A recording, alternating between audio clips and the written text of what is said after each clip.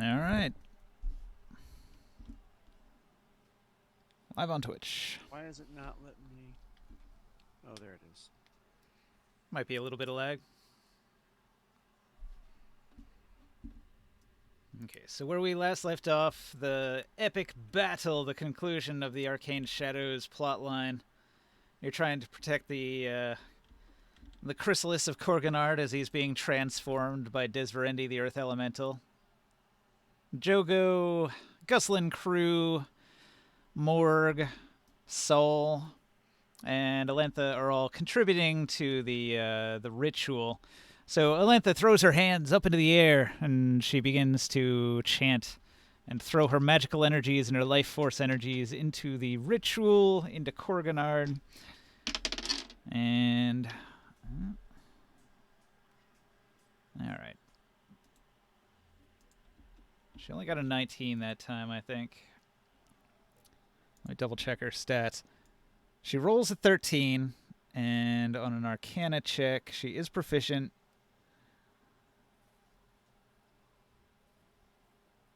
No, she got it. She got it. All right, that's a 20. Okay. Because she does have a +5 in int. And then she's proficient, so that should make her like a 21, I think. So that's 4 successes so far. And the chrysalis begins to crack and bend and sort of bulge outward in certain points on it. All right, so after that, it is Taurus's turn. Taurus, you're way up in the front lines here. You can see that the rows of the free men are fighting the huge half-giants. Half-giants? More like quarter giants. That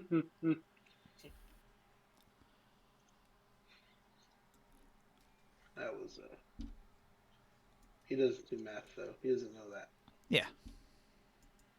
Yeah. I don't know how to recant that. But yeah, he probably doesn't know math like that, you know. Of course not. Yeah. Half giant, more like little giant. He walks in. And he they're already fighting these guys, right? They're already fighting these guys, right? Pretty evident they're fighting. Yeah. Right? Yeah, the battle's ensued. They've been going back and forth. There's a lot of injuries on both sides. Yeah, I'm ready to swing. I'm about to swing on this one right home. All right. And I'm gonna hit him with a giant maul. A gigantic maul. Wait. Before I hit him with the maul, I would like to rage. If I'm not raging already, I don't know. If you guys have me raging already. No, I don't think so. Okay. I have all my rages? Mm-hmm. Okay. So I'll use a rage. And now I'm gonna swing. I'll swing him on. Wait. Okay.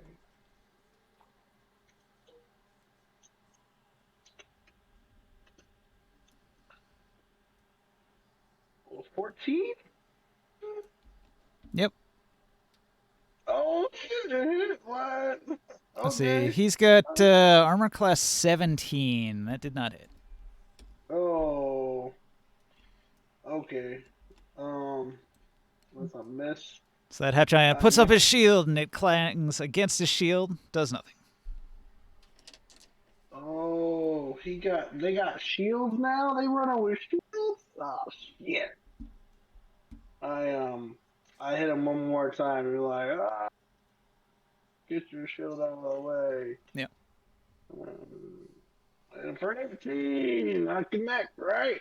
18, that does hit. Okay. And I hit him with a, what is my damage do? 2d6 plus 6. Wait. Hold on. I'll add 1d6. Okay, so 3d6 plus 6. Okay, where's that at? Did I not add this one? Fuck, change this. What?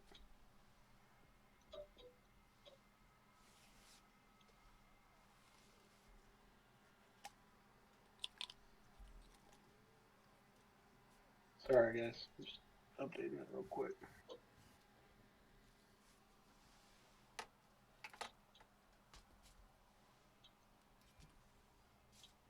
You're allowed to do Okay.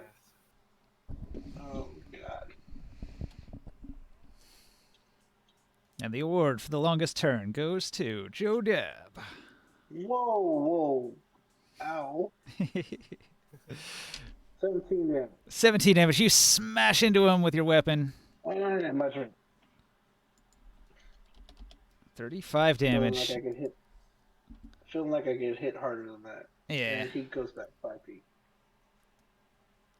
He can't. He's got somebody right behind him. So he'll just stay right there. Okay. Okay.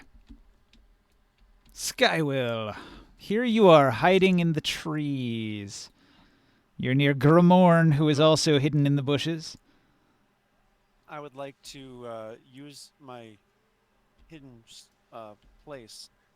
The free, these people who are the free are enemies. No. The Free are sort of a mercenary band of freed slaves who came here with Alentha. Alentha is in the Veiled Alliance. She's actually a Pyrene. The Pyrene are non-human. They are powerful druid psionicists. And she's considered a very good character who is well-liked by the Free. And so she requested their aid, and this large group of 20 or so of the Free have accompanied her to make sure that her quest is a success. So they're on your side. They're here to help. They're fighting the half-giants at the gate, trying to keep them from storming into the valley to attack you. Okay. I can't really attack the half giants from my position. Oh, yeah, and these are 10-foot squares, so always be in a corner. Time of day is Daytime. daytime, so I really probably can't run across and sneak to this next thing right here. Yeah, you got to be on the green to be hidden. Those are the hiding areas. Can I be in the hidden all the way up to this point? Yeah, that's fine if you're in that corner. Well, then in that case, if I did that, I would be able to maybe help with one of the half giants that Taurus Maximus is in contact with. Yes, indeed. So, I would like to move and then do a single attack action. Do I have advantage in the roll? I'm really hoping I have advantage in the roll. It's about 55 feet away. The half giant has a pretty good perception. Does a 19 spot you? Let me check. So my stealth is 10, so I'm gonna roll clear, roll plus 10. Come on. Are you not gonna? What is happening? Did it freeze or something? Oh, okay. Okay. So 20. Yeah, he sees it coming, so you don't get advantage. Okay. Well then, that is a miss. Yeah. And It probably hits the rock wall that's just to the right of him here. Okay. And that is my turn. Okay, the sneak attack. Hey, Ninja, I Throw a thought blade you of said you rolled a energy 19. and the wall pops and crumbles next to you. Yeah. Ninja, I thought you said you rolled a 19. The giant. Yeah, I beat him, but probably not by enough or something. No. He thinks you rolled a 10. I rolled a 10 plus You 10. rolled a 10, but you didn't put the plus 10 on there, so he only saw a 10. Yeah, Oh, all right. So Yeah. do I get another chance? And you just succeeded. You succeeded. Okay, so I'm gonna roll my regular attack again. Well, you would roll damage now. No, I was not successful. Okay, would a 15 hit? No. Nope. Armor class No. 17. You got But it. it's Even not a with crit fail this time. flat-footed. So probably no shield bonus, maybe. No, he's got his shield up because he was just attacked by Taurus. All right, you got it then. So then it does hit, but it glances off of his thick armor. Okay. Long, what do you do? Right. I am still in the back, so I cannot go run over there. I will just put all my might into the Skorganard crystal. Arcana check. Give it your best shot. Beat a DC 20. 19 or 20. No. Didn't work. Is that an action to do that? Yes. Okay, I will see that I suck at this, and I will bonus action transform into my giant ant form. All right.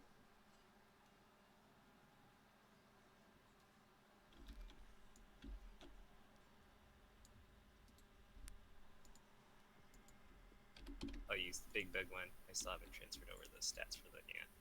So I'll be a giant bug. And I have 40 feet of movement as a giant bug, and I will run 40 feet. So in this square, 5, 10, 15, 30, 35, 40. All right. You start circling the lake. Yeah. All right. So, the Free, they shout a battle cry and they begin furiously attacking. The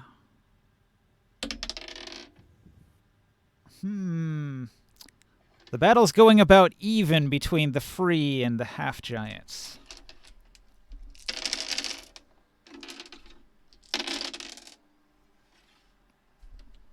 All right, so let's see. This Free gets slashed.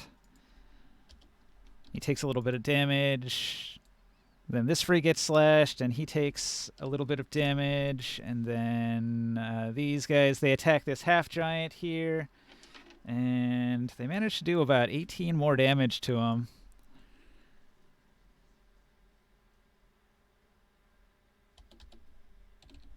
And then this one, he attacks that Free twice, and he does like 12 damage to him, and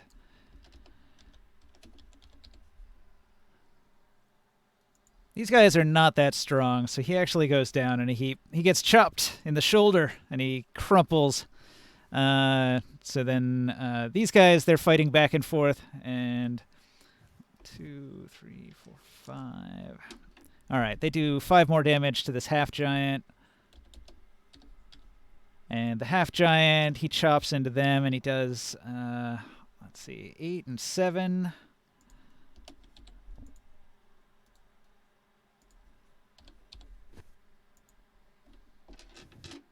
And then these Free, they chop into that half-giant, and they do another 5 damage. And he roars as his knees are getting chopped up by their little swords, and he brings his giant blade down on this guy here, and he does 9 damage to him. And there were a bunch of misses in there. It goes back and forth, the intense battle. Chop, chop, chop.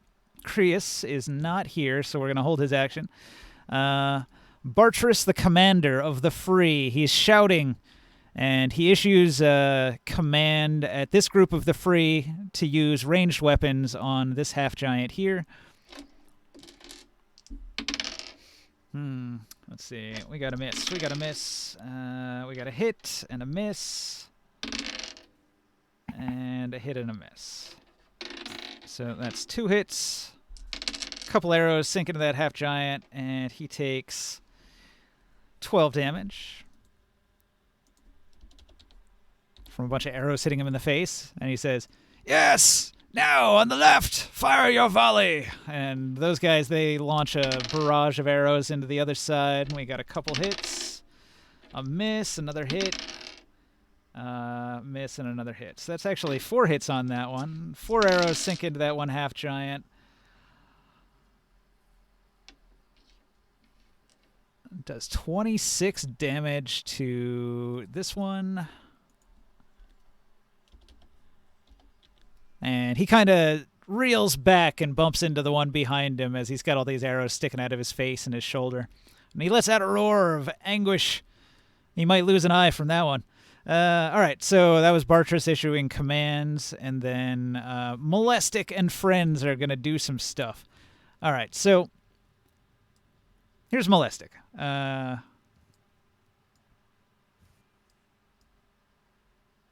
He's got some troops right here. All right, so you guys are down in a valley, and there's mountains all around you on all sides, and there's only this one opening to the valley here where the red is marked. Now, I'm putting these guys like they're up on the mountainside, and they're going to be in 2 spots. So we got one group which is up on the mountainside over here. So they're not really like on the map. They're like quite a bit elevated, and they're going to be in this like general location, but they're really high up. And so these guys show up on the battlefield. They sort of bamf in with the power of magic. There's a whole bunch of Templars. They appear. And they appear with these archers, and they plop them down here on the side of this mountain, and then they bamf out. Whoosh, and they're gone.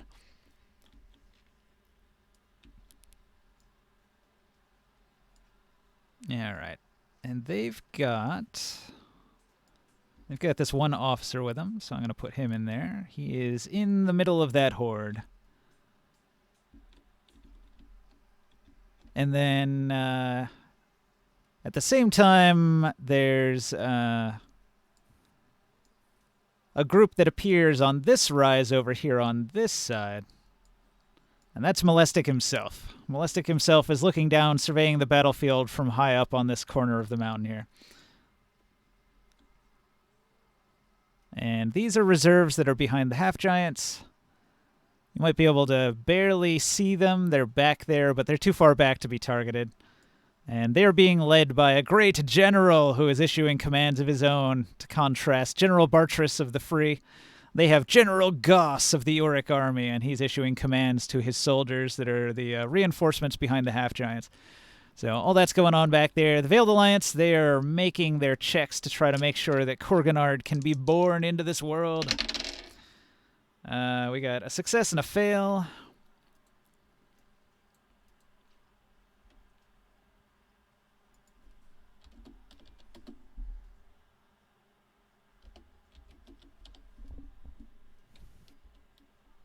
Let's see here. That's 1, 2, 3, 4, 5 successes so far.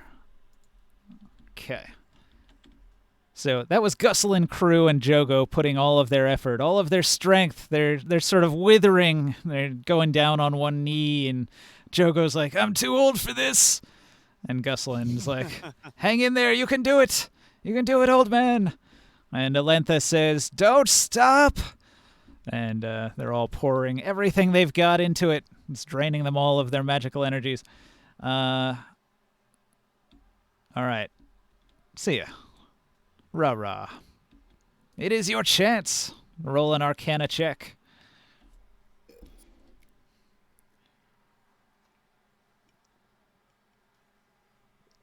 So which side is winning so far?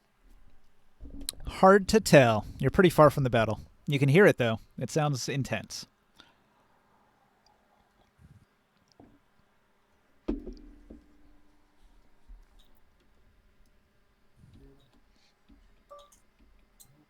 Fuck.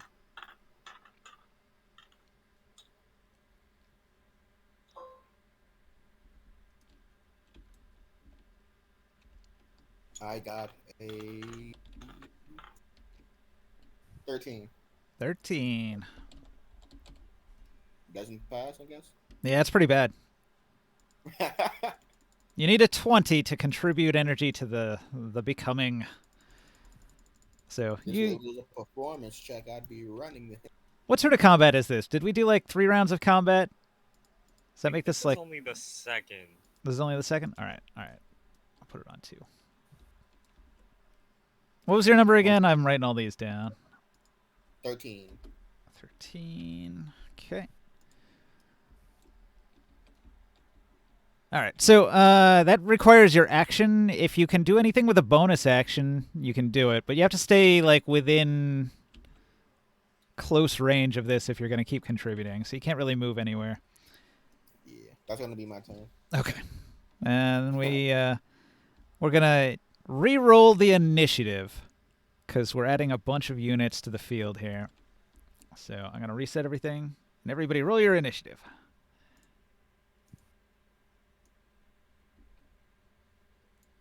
Oh, I was rolling the wrong thing for my attack roll. General Gus. Oh well. I would have hit before. That's fine. I can fix it. What was your damage roll? Just roll it and It's I'll add it on. It's fine. Yeah, just go ahead, add it. Well, it would have been like just a D6, right? Yeah. D6 plus dex. You can always add some dex to it.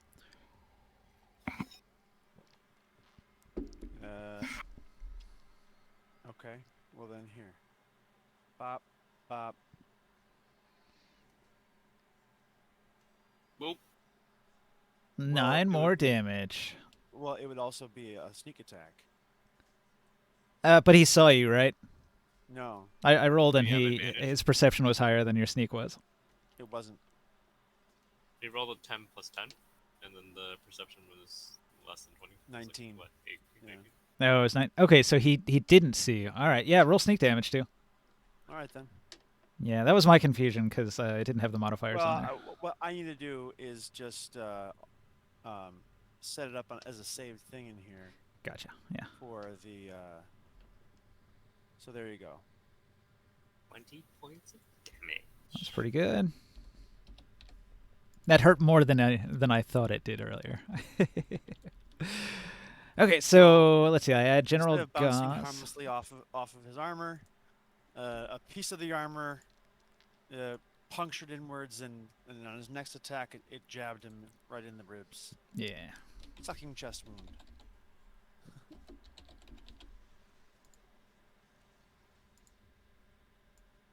Read.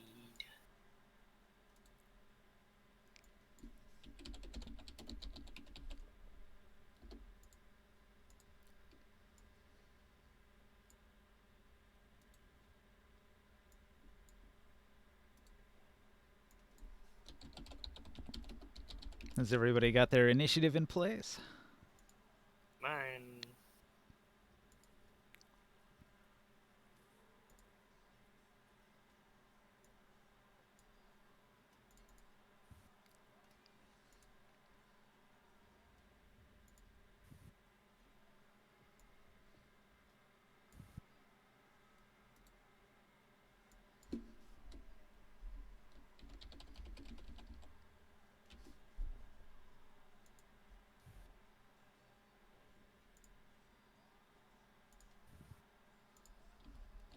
I'm gonna roll for Krius.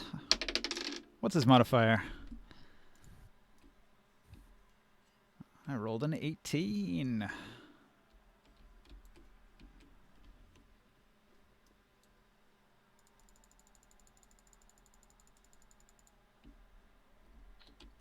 Well, he's a cleric, so he probably has like a +1, +2, something like that. I could look it up. One moment. He's got his sheet on D&D Beyond. We'll find out. How dexterous is he? He's got +2. So his 18 turns into a 20. So I'm telling you, man, that D&D Beyond sheet, the best. All right, we got a packed initiative now. Taurus, you go first. All right. I was confused with this guy right here. Well, he's not dead yet. Let's try to protect my little free guys here. And I'm gonna swing on this guy again. Chop chop. Get him with your rage. Get even angrier. Oh man, that was almost a nat 20. Damn it. Ooh. God. That's all. Alright, so that still hits, right? Armor class 17. That hit. Alright.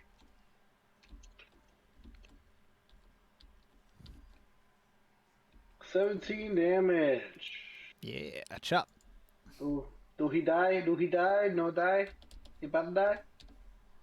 Half giants have 150 hit points. Oh, they like me. They big boys. They are They big not boys. so little. It Not is. so little. It is a wall of flesh pressing its way into the valley. I hit him again. Say, go down, bitch. 27 to hit. Yeah, that's even exceptional. Woo-wee. All right. Wait, that's not right. And I hit him with a boom boom or pow pow. Boom, boom. Last Pow, hope. pow. I'm gonna roll back one of those sixes. And I can use my psionic to reroll one of those as well, right? Yep. I'll roll my ones back. God, I got another one. What the? Well, I got a 6 at least. So 21 damage. Bam. 21. Puts him at 105 damage. He's feeling it. He's probably bloodied. He's more than 2/3 dead after that hit. And my psionic becomes a D4 from that one. And I end my turn. All right. So, Krios actually skipped his turn last time. I'm going to go ahead and have him do, what's he got? He's got cantrips. I don't want to burn his actual stuff when he's not here. He's got like Firebolt, right? Yeah, he's got a Firebolt cantrip. That's probably what I'm going to use. I'll do a couple of those. Let's see here. Is he within 120 feet? 10, 20, 30, 40, 50, 60 feet. Yep, he's well within his range. So he's going to Firebolt the same half-giant, focus fire. He's going to do last turn's attack, and then he's going to do this turn's attack right now. So he's got last turn. His Firebolt hit the half-giant in the face with a 22, and it's going to do 2d10 fire damage. It's going to be 10 fire damage. And then he also hit with the one this round right now for another 7 fire damage. Now, the whole half-giant's head is like hairless now. It burned off his eyebrows and his beard. And Grimorn is going to sort of just eyeball the enemies appearing on the rise, and he shouts out to everybody who might be able to hear him. So he's going to shout from over there to the rest of the party here. So Sia, I guess like Morg on his way towards the battle. You'll hear him. He's spotted the enemy appear up on the mountainside, and he's going to shout that they're above us on the cliffside, and he points indicating there and there where he sees troops on the mountainside getting ready to do some stuff. So the Veiled Alliance, they hear, and Jogo says, "Don't be distracted!" And Alentha says, "Yes, we must try hard and pull Koganard through." So Joga and Gussel and crew, they both groan with effort. They're trying to pour their magical energies into the ritual with everything they've got over a continued period of time, and it's very exhausting.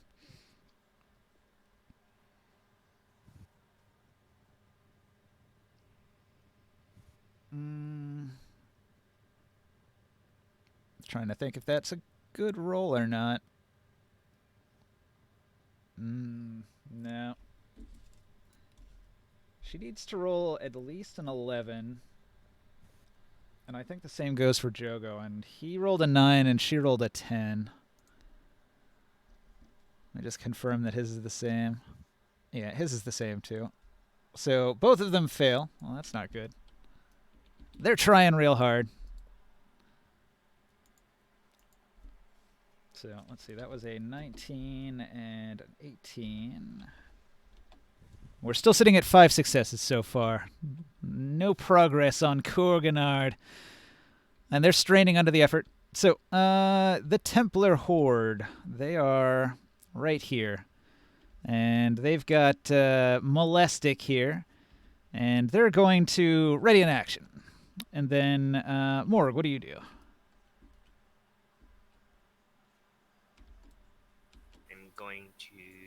You said the horde was coming in this direction? Or the additional ones? So, these guys are up on the mountain. So you are in a canyon, and there are mountain walls that border you on 3 sides. And there's only one entrance that goes out into the desert here, from this side over here. So these guys are up on a cliff, on the mountain, looking down into the canyon.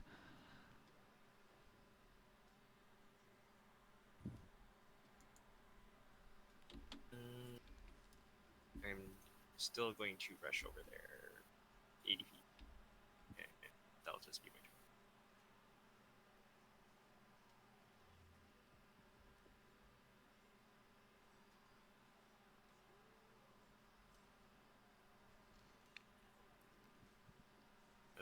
That's my turn. All right, you move in. See ya. Awesome. Stampede over there. As Hello. fast as I can. Another Arcana check. Give it your best shot. Can you contribute to the ritual? Times like this where I wish I picked to be proficient. You just saw Jogo and Gussel and crew fail too, so you're not the only one. Come on. It's a difficult task. No. Can I action surge to make another? Sure. Interesting use of an action Yeah, I was surge. thinking, can I? But I was like, nah, I will save it. Does anyone need to be bardically? I'll bardically inspire someone else. Who has the highest chance of it? They both have a +9, so Jogo and Gussel and crew. I have like 2 left. I think I'll give one to Gus and Jogo and then bardically inspired. All right. Gotta go to the front of the token.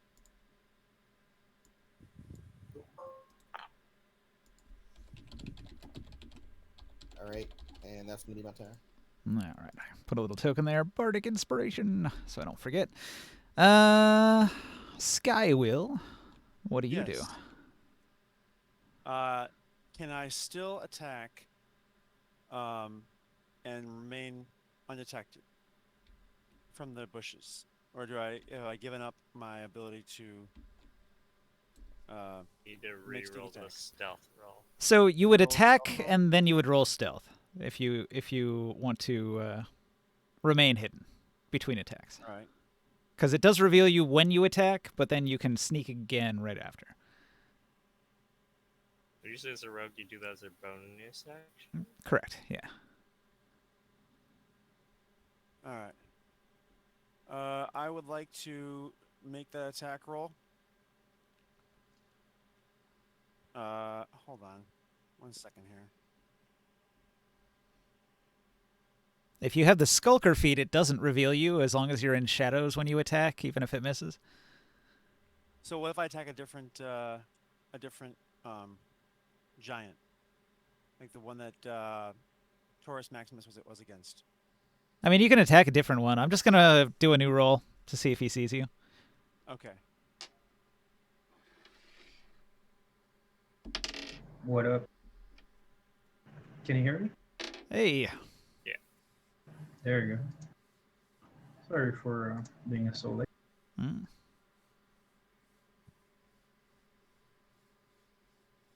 Sound like you're in an office? Yeah, I'm in a hotel with a very bad connection, Nice. and I'm on a different headset.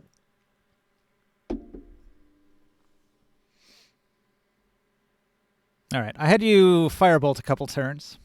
Nice. Yeah. You did like, I don't know, 20 damage or so. 20. Yeah, it's about average.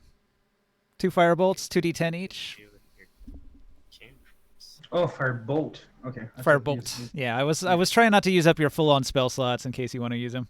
So I just did some cantrips. Can I get permission, please? So I got a 22 on my stealth. Okay. He didn't see it coming. Sneak attack. Okay, so that means I get advantage on my attack roll, right? Although, like, you revealed yourself last turn, so you'd have to No, you'd have to have used your bonus action to hide, then attack, in order to do Yeah. the sneak attack. Okay. Looks like on an advantage, I rolled advantage 4? That means it rolled twice already, correct? Yeah. Okay, so out of 2 rolls, I got a 4. That's not going to be a hit. Oof. That's my turn, sounds like. So I tried to hide with my bonus action, tried to make my attack roll, but their shields are too high. There's no place for me to get a dagger in edgewise. Yeah, this This distance. is tough. They do have very high AC. They are frontline tanky guys. So that's my turn. Alentha tries to power the spell, and she fails as well. Comes close. She gets a 19, but it's not quite enough. Did they move back? Did they move back, or are they still in the firewall right there? Oh, yeah, that was a firewall, huh? Dilly. Yeah, they can't move back. Do you want to roll damage? Yeah. Finish what you're doing. We'll do it on my round if it's okay. I'm not fully loaded right now. Yeah, all right. Bartrus shouts his commands. He tells the free to focus fire on the half giant that Taurus Maximus is fighting. He's got armor class 17. They've got +5, so they need a 12 or better.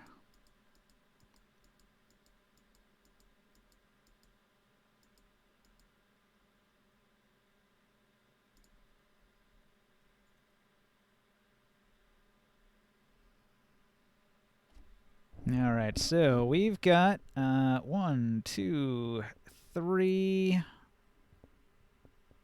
hits and 2 crits. That's not bad.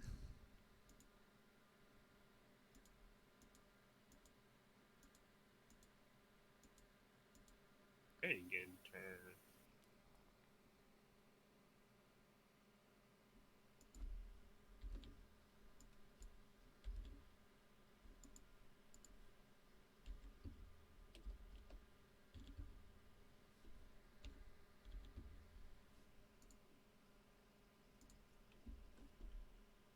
All right, so a whole bunch of arrows thunk into the face of the half giant, dealing 34 damage. And it actually takes almost every single arrow to drop him, but that last arrow hits him in the head, and he just finally collapses under the attack. With a heavy thud, his enormous body lands here.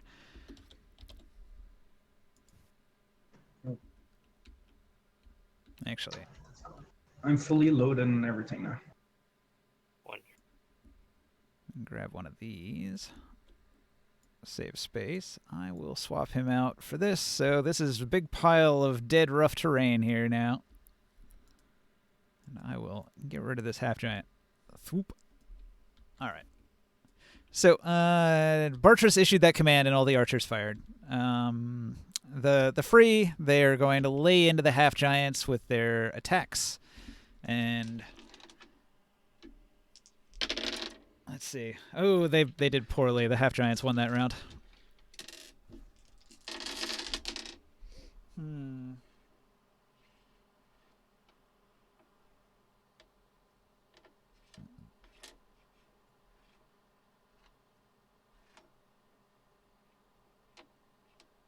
Ooh, ouch. All right. Well, that's going to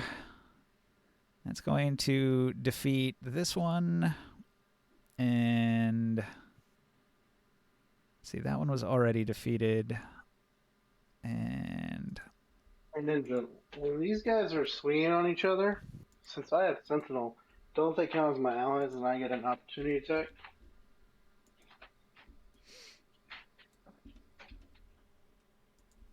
I don't know.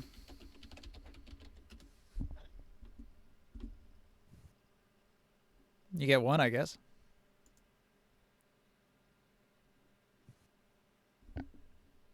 Oh, I'll swing on this guy. Yep, you get one, according to Sentinel.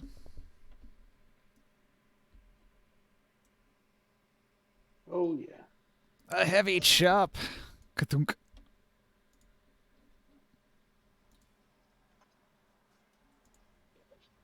$18. Don't hit my deal, friend. Alright, tell me, is this better? Yeah, a Yep. lot better. Oh, good. A lot better. Much better. Tell me, let me know if it's too loud or something. Sounds alright. It's okay. Sweet.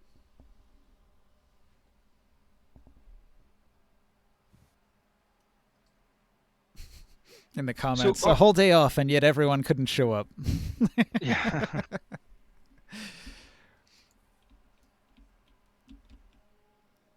All right, so the Free got their ass kicked that round. A couple of them died. Several of them were badly wounded. The Half Giants are putting up a real good fight. They're not going to hold for long. The Soldier Horde behind them is going to hold its action. Molestic is going to cast a spell. Dun dun dun. Let me see what he's got. What he's got brewing here. He's got.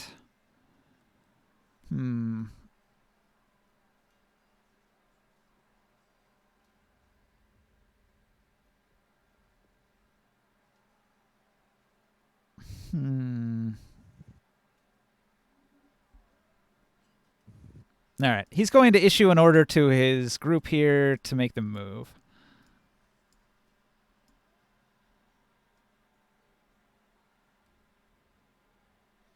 All right. So they're moving along the cliff, and so he gets them to move to here. And he does that as a legendary action, commanding the group to move. And then he's going to use his own action to cast... All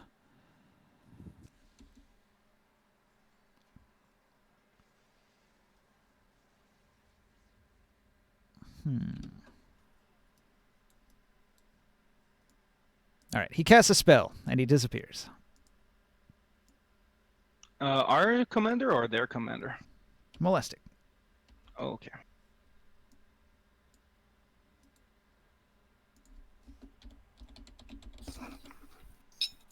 Oh, I see. Okay, so he's hidden. He is invisible, and he moves somewhere. General Goss is issuing orders in the back. Let's see here. All right, General Goss issues an order, and there's a hoorah from all of the half giants up the line here. All right, so the half giants, they're going to begin bull rushing forward. So let's see if the line can hold. Should I roll their fire damage before that, or? Yeah, you can go ahead and do that. We'll do that. Okay, it looks like they could not bull rush down the Free. The Free are holding the line.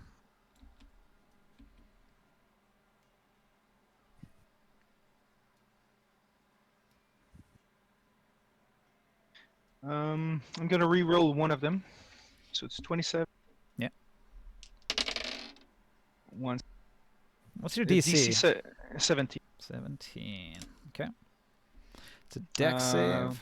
Half giants. Yep. Dex save. Yes. They get +1. That's not very good. Give me a second. I'm gonna reroll.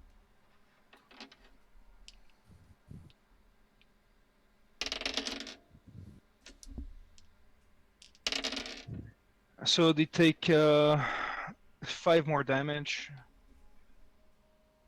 So 32? 32 damage. Yeah, 32 or 16. 32. Yeah, exactly.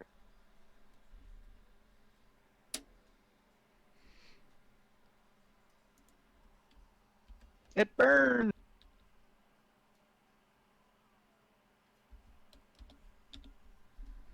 All right. That giant takes full damage. This giant takes 16. Avoiding some of the fire. This giant here takes 16, avoiding some of the fire. This giant takes the full 32. And this giant takes the full 32. And they're roaring as their skin is burning up and all their hair is burning up. They're really unhappy about being here. They're trying to force their way forward, but the humans are putting up a struggle, keeping them penned up in that pass there and the narrow passageway into the valley. All right. I thought I was dumb. The- Well, you stood in fire, dum-dums. They're your cousins, man. The Archer Horde is I going know. to make 4 attacks against the Free. You can tell where the brains are in the family. Wait a minute. That runs in the family. Whoa, that's terrible. Those are D20s, right? Shit. Okay, well, they miss, and they miss. So, the commander in that group, he's going to see that his troops have missed repeatedly, and he's going to issue one more attack order. So I'll take another stab at it. Yeah, there's a hit. Cool. Okay, so that one's going to do 7 damage to this guy here.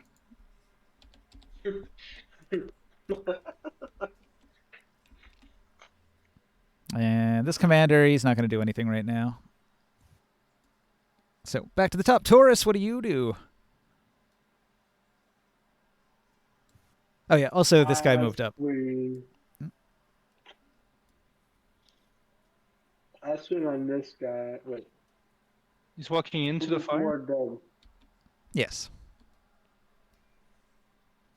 He's gonna have He to looks roll like the. threat now, right? I'll attack the threat. Where's my... All right. He takes the 32. That's fine. I spawned the bag for you here, Ninja. All right. Is that the new figurines? Yeah. Okay.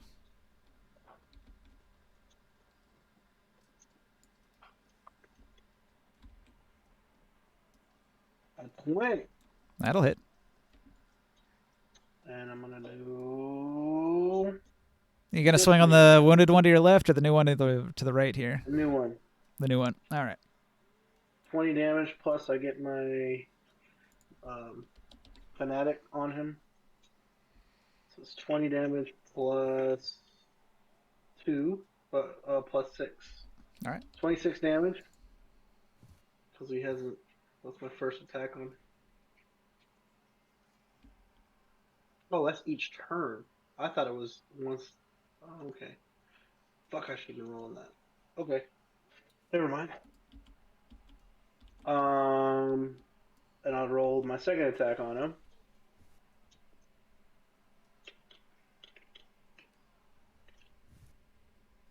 $15 doesn't hit, right? No. Alright. And that's my attack. All right, Chris, what do you do? Once.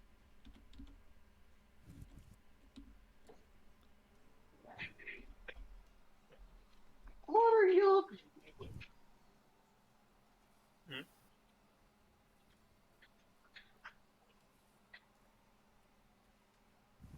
You're gonna run out of free men pretty soon. They're dropping like flies. I'm going to be casting something. Each one of these blocks are what? Like, how many feet each? 10. 10? Just divide it into 2 little 5x5s. 4 5x5s.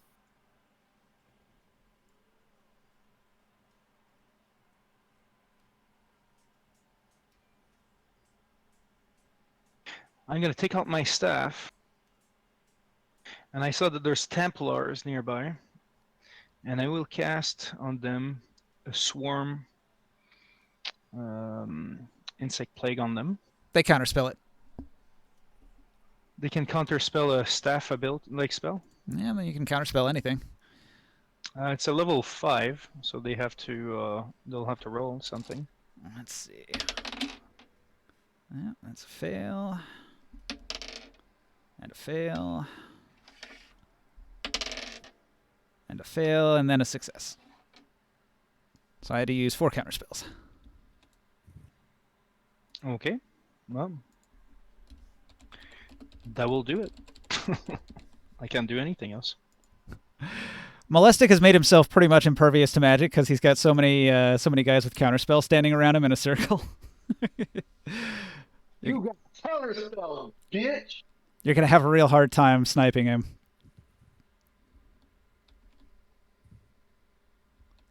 I'm done. Okay. The Veiled Alliance, they're like, we have to make this happen. Put your back into it. All right. Jogo struggles as hard as he can. He rolls a nat 20. That's a 29. And Gusla and crew rolled a 12, which is a 21. So both of those succeeded. So now we are at 7 so far. Getting there, getting real close. Cracks appear on the chrysalis, and light is shining out. Desverendi, the spirit of the earth, roars triumphantly and says, "It's happening!" And the ground around him begins to shake. He's breaking free. What did the rock say? He's soaring, flying. Okay. The Templar Horde readies an action. Morg, what do you do?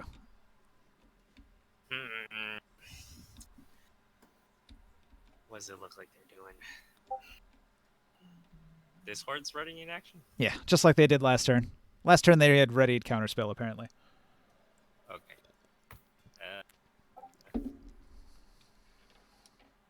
You don't have to ready counterspell. It's a reaction. I know. 5, 10. Okay. I mean, it's more general than that. It's just Molestic ordered them to protect him from everything, so they're just on defense.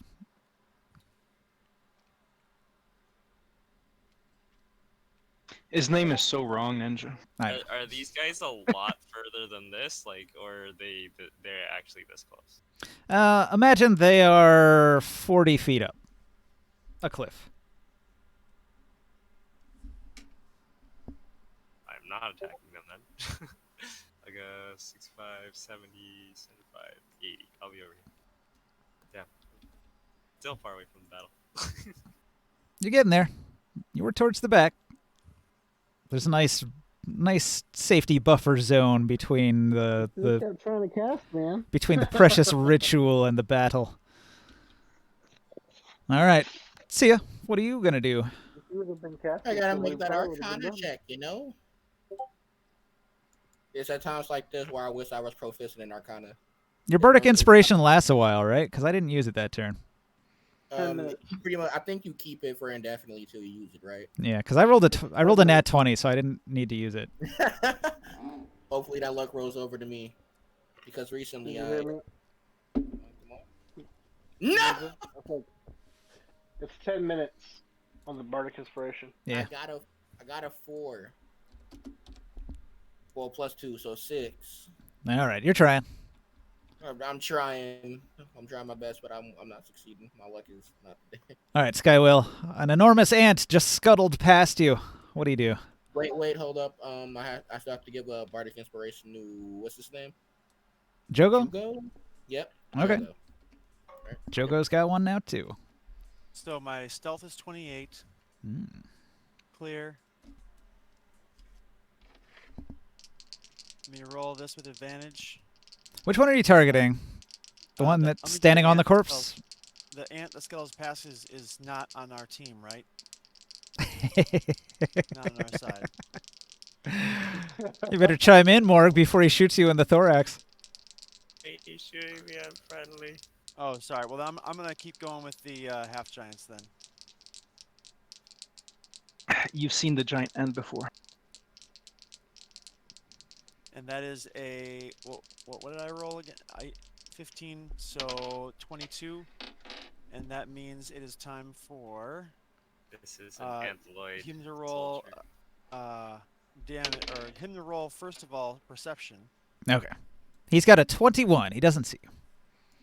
The Oh, last time you saw them, they wrong, swarmed wrong, Taurus wrong. Maximus. This one.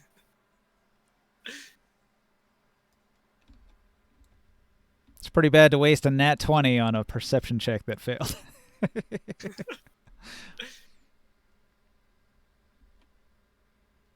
And then, so I get my sneak attack damage as well. So Correct. That's 6 plus, there we go. And then my turn is done.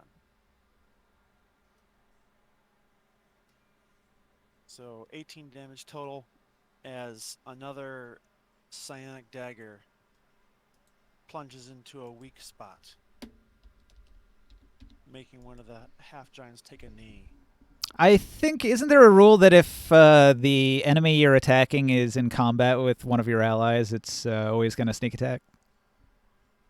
Oh, that could be Yes. as well. So that's a time saver. You don't have to factor anything into it because you just know. It's just always a sneak attack when it's engaged. Okay.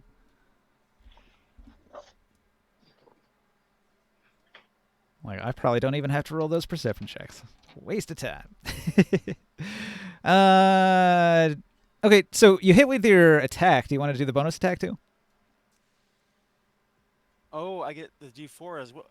Well, but I can't do that if I'm but I don't need to hide anymore because they're engaged. Right. So then I could get a full attack. Mm-hmm. Okay. Well, that'll be for next time. I already made my move. Okay. Next time I will move up.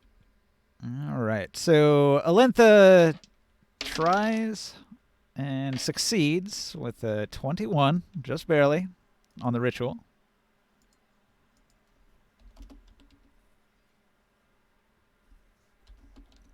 Keep going, Alentha. We need more power. All right. We've got 8 successes now. Getting there. Getting there. More cracks appear. Bartress shouts at the archers to take aim at those groups up on the mountain. So 6 of these guys are going to shoot at these archers up there, and the other 6 will shoot at the spellcasters. Wait, that was wrong. That was wrong. Ignore that.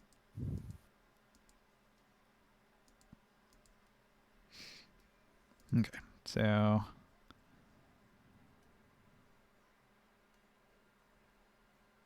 need to roll a 7 or higher, and that's really bad. That's 3 crit fails. 1 crit success, 1 regular success.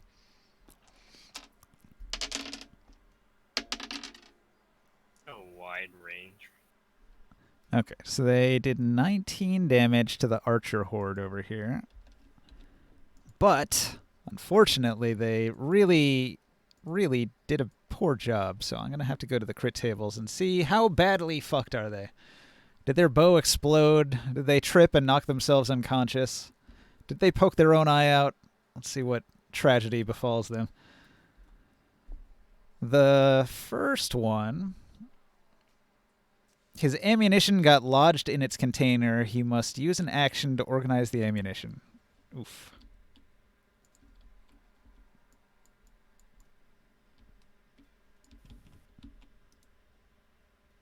Okay, so lodged ammo, use action. Okay, and the next one, it says disadvantage on attack. All right, make a note. Disadvantage on next attack.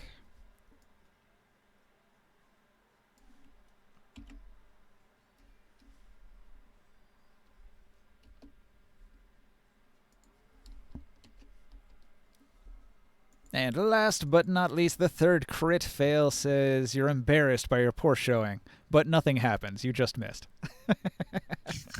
That's a funny one. Okay, so they tried. These guys on the other side, they're going to shoot at the casters. Darkest Dungeon stress damage. Casters have mage armor class 15, which means I need a 10 or better to hit. And so it looks like I only got one hit there, but at least I didn't crit fail a bunch. So I did 6 damage to these guys. Pathetic, shouts the Commander Bartress. You can do better! He sees all their crit fails, and he knows how poorly they're doing. He's not going to have it. You'll get us all killed with these antics. Do better. The free men are going to make a morale check. Nat 20. All right. We're not going to back down. For the free. All right. So they put their backs into it.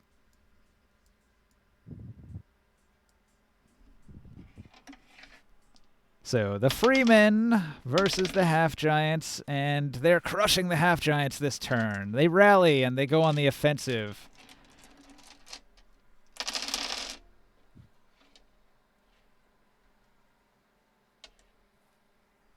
All right. This Half-Giant takes 22 damage. And he's about to go down. Let's see. This giant in the middle here, he's going to take 16 damage. And this one over here, he's going to take 20 damage. They're getting in some good hits. And this one down here at the end. Let's see, he takes 15. And they're looking a little worse for wear. They're getting hacked up on. The free, they take a little bit of damage this turn. Like, this guy takes an injury. He's got, like, 6 damage on him. And, let's see. This one over here, who wasn't injured yet, he takes another 7. All right. So it goes back and forth. The battle rages between the free men and the half-giants of Uruk. The soldier horde does nothing. Molestic is going to survey the battlefield. He uses a spell to create a booming voice that reverberates throughout the canyon, and he says, "Criminal scum! I've tracked you all the way from Uruk. I knew you were Tyrians all along. You were attacking the great capital of Uruk. We won't have it. This'll be retaliation. This'll be revenge for the war." Okay, so Molestic is shouting insults with a booming, magically enhanced voice, thaumaturgying out across the battlefield. All right. The general does nothing. The archer horde is going to fire down upon the free archers. You so loud. Oh no, they have the advantage. It's over, Anakin. They have the high ground. Yeah. Only 2 of those hit.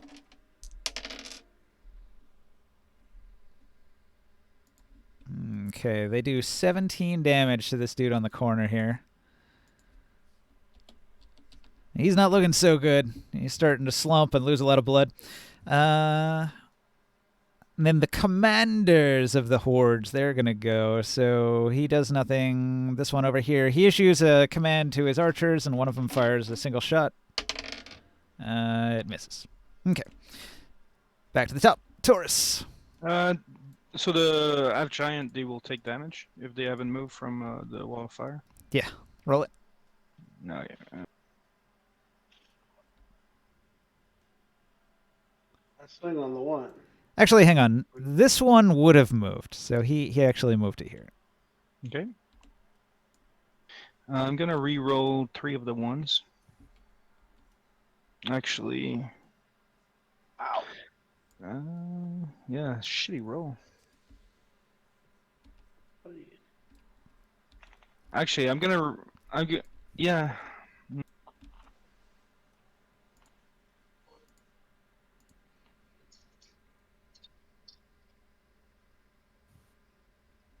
I need a 16 or better, so I got 2 successes.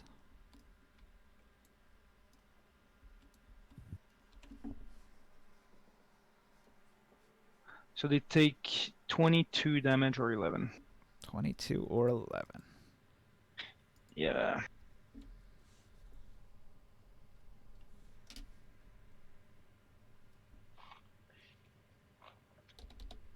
I'm gonna swing on this guy.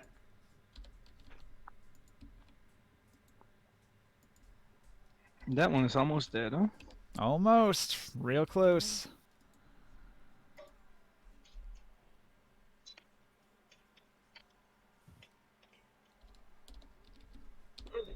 Almost. One succession, right? Boom. Slap of the bays. All right, bam. Fire. They're cooking, and they're being forced forward by the other half giants behind them. And Commander Goss whipping his, cracking his whip. Attack! Force your way through. Burn! Yeah. The soldiers on the right side, how far are they? Are they near or? They're reserves. They're further back. You can't see them. Okay. I re-rolled the 2 for another 2, but my fanatic got me another 7. So 23 on this guy. 23 to this guy. All right. Okay, and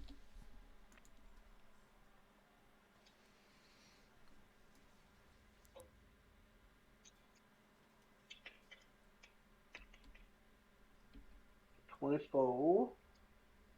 Cards are closed. Hit him with a. Oh my god. Minimum damage almost. Almost. Yikes. Another 12. Yeah. But it's okay. I hit him. All right, Chris, what do you do? I will cast around myself a giant swarm so they can't see me. I'm gonna adjust the circle in a second. Swarm of insects, obscurement. Yep. I'm gonna adjust the circle in a second. And then I'm gonna shoot a firebolt to this dude over here.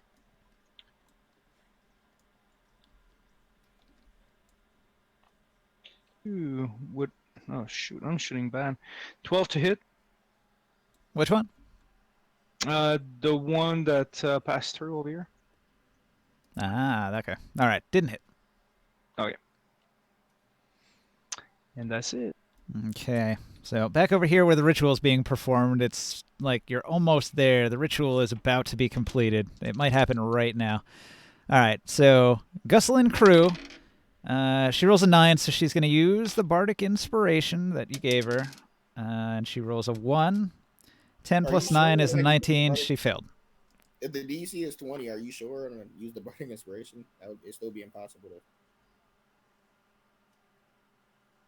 No, she rolled. She had a total of 19 with the plus Oh, one. it was a 19. Yeah. Nah, she wouldn't have used it, I guess. Because it would have failed anyway. You can decide after you roll it, right? Or do you have to decide to use it and then roll it? You can decide after you roll it. All right. If you can decide after, she wouldn't have used it, because that would fail. He's going to roll. He rolls an 18. He doesn't have to use it because he would succeed. So they both hang on to it.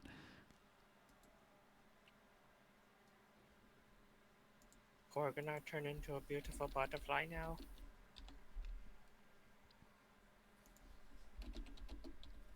All right. We are at 9 successes. Dun, dun, dun.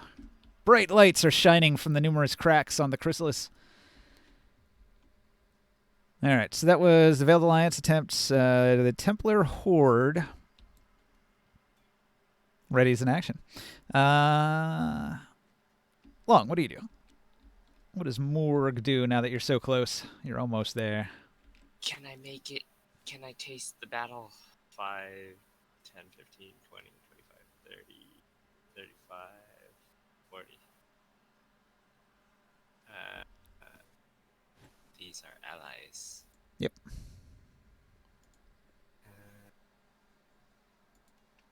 I will dash over here.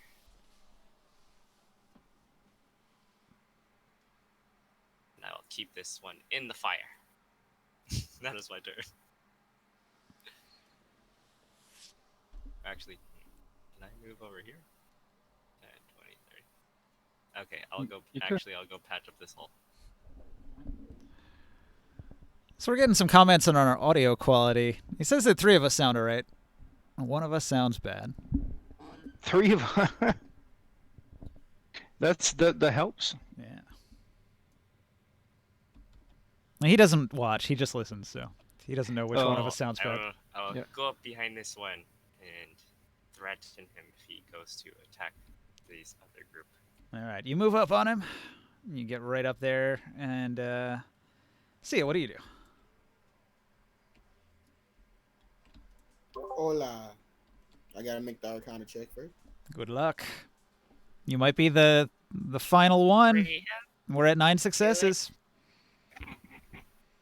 What the power of grace, God? Thunder God, Thunder God, Thunder God. What? Roll, Thunder. come on, Thunder. come Thundercats. Ho! Nope. on. The 6. A You know what? 6. This is almost my. I'm gonna use action surge. It's almost Action just surge? about- Yeah, I see no other way that I'm gonna use it, so I might as well use it here. All right. Arcana really doubly hard. No. Not helping. And I can't really get the race of myself. So it's But that just- was twice as good as anything else you've rolled so far. So. Yeah. My luck today is not it. Those All are right. checks, right? Not saves. Oh, I wonder if I should just be blessing people. Mm. That over. Wait, you can do that? Yeah, Yeah. it's just a D4 cantrip. Adds a D4 to the check. Yep. Oren. At this point, I You gotta will let the bless charge before you let forward the other Mm. with the free. I get to there, and I'm going to. I get a move, and on my attack, I still get to make 2 attacks. Is that how it goes? Yep. Then I will go ahead and make both attacks. I don't need to worry about. Oops. Don't need to worry about. Do I still get advantage in the roll? Either way, a 21 hits. 21 hits. I will roll damage. Yeah, I guess for the advantage, it is still worth knowing if you are observed or not. And so 20 damage. Are you targeting this one on the end here? Oh, yes. Okay. Whichever one was engaged by Taurus. Yeah, he's kind of switching between these 2 on the end here. I think last time he did some damage to this one. They're both pretty close to going down because of all the fire. They're badly burned. Well, in between licks of flame, a psionic dagger of energy flashes out, and then another. So total damage is 28. 28. All right, so let me put another 8 on here. 141. Oh, he's real close to dying. Okay, Alentha says, "We've almost got it. Keep at it." It is not yours. Oh, she got it. She got it. Okay, so I can get rid of the ritual thing. Yes, I can get rid of the Korganard Korganard is stone. And he cast Ultima. Right. for good old memories of Final Fantasy. Mm.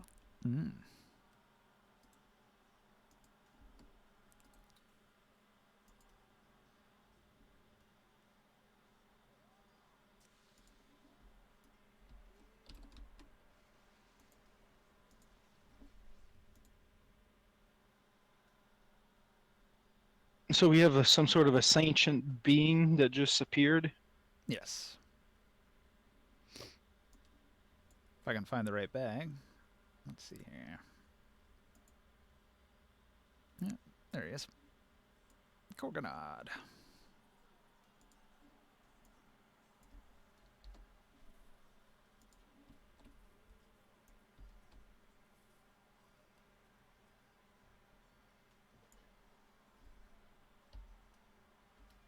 Okay. A wild Gorgonard appears from the shimmering crystal.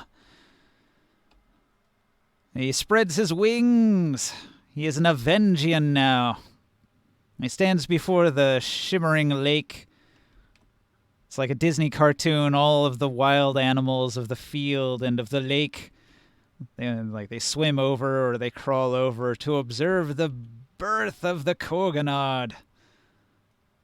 As an Avengian, he emits strong psionic energy that makes everybody feel good and makes all the plants nearby grow more vibrantly.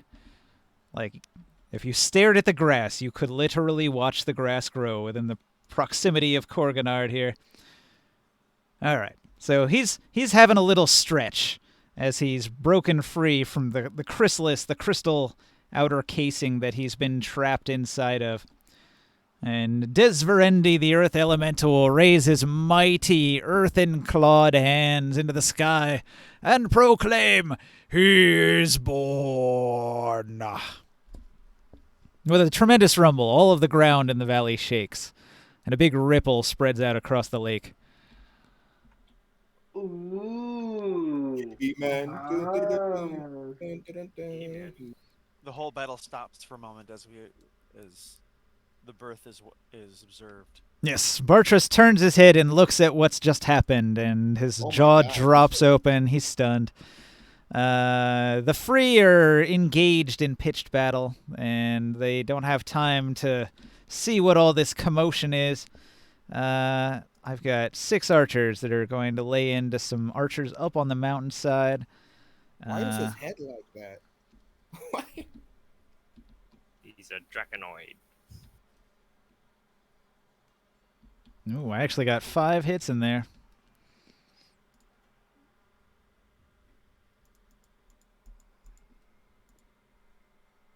He kind of looks like E.T. E.T.? No. I mean, look at the head. Look at the eyes. Nah. What is E.T. has like a...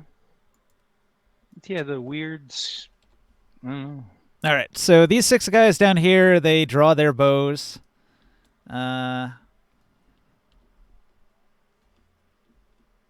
Actually, one of them wouldn't have been able to attack because his weapon was lodged. He spent his action doing that. And one of the other ones, he would have had disadvantage. So let me roll 1 more dice. And yeah, that's definitely a miss. But not a crit fail. All right, so they hit these archers with a bunch of arrows, and they're up to 53 damage. They've got some arrows stuck in their knees and their shoulders and their faces and stuff, and they're not too happy about it. The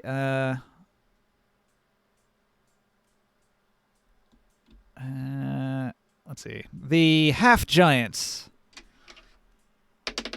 give a mighty shove, and the Free try to hold the line, but they just can't quite match the power.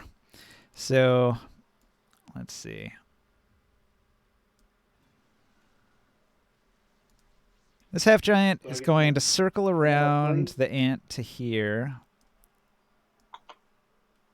Do I get to swing on them now? All right, they're going to push forward. So this was a bull rush against these guys. They were pushed back. This half giant is going to go here, and this half giant's going to go here.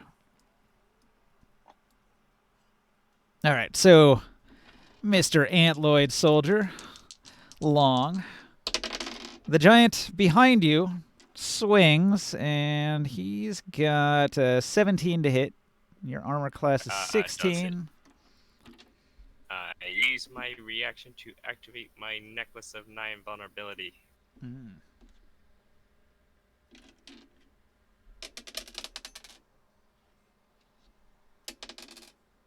All right. He hits for 19. 8? Or to 9. Yeah, it reduces in half to 9. The other one on the other side with advantage, he swings, and he's got 16 to hit, which matches your AC. He chops into you.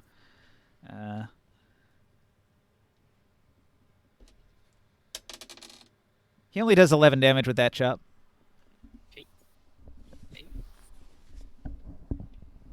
Okay, and then these half giants are going to push, and they fail, so they're stuck in the fire. This half giant's going to push sort of diagonally, and he fails. And this half giant, he's going to push, and he fails too. Yeah, half giants should really do better than this. That's crazy. What is their modifier? +6? Yeah, actually with a +6, that would win. All right, these guys got pushed back as well. So he's out of the fire. What?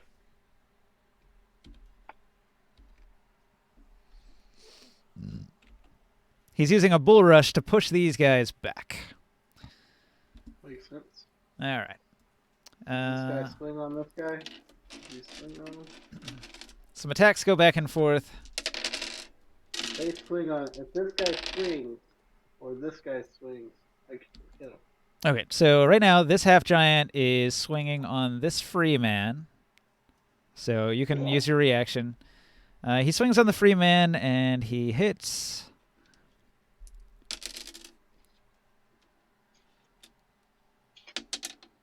For 15. 28.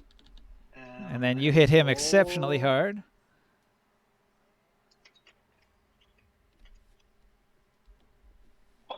You hit him for 24 damage, and he is beheaded, and he collapses in a heap. Whoa! Good. No one pushes my Kevin. friend. I look at this one right here and I tell him, "You're next." All right. Commander Goss shouts at the half-giant behind him and says, "Move in!" And the half-giant says, "But there's fire, boss." And he says, "I don't care. Get in that fire." Okay. So he advances. Yeah. And these two advance. And these guys advance to here. With General Gus here Well, behind them. I'll roll their damage if that's where they're finishing. Yep. So they're DC 17. Mm. And they're going to be taking 31 fire damage.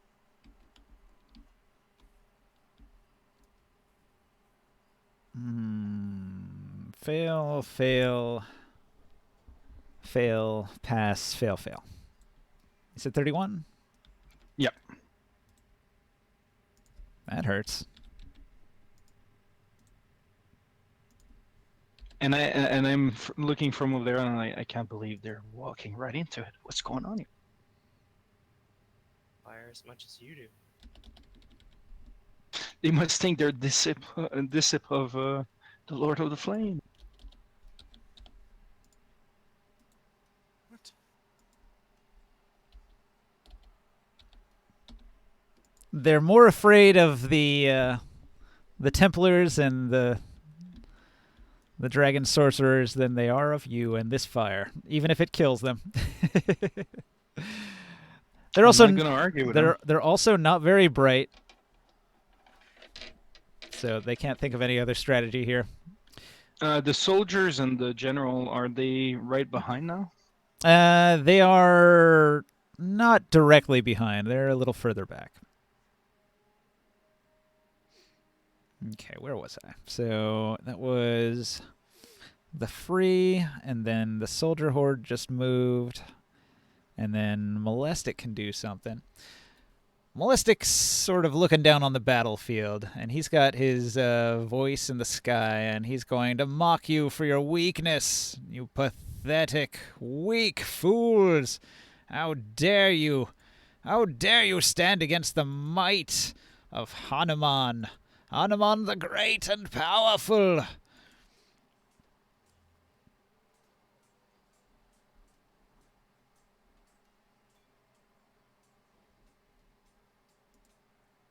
I wiggle my antennas at him defiantly.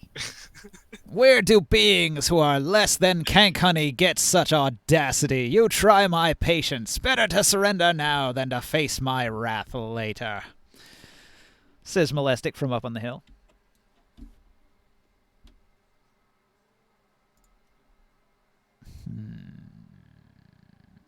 You gonna take that, Taurus? It's calling you a kank sucker.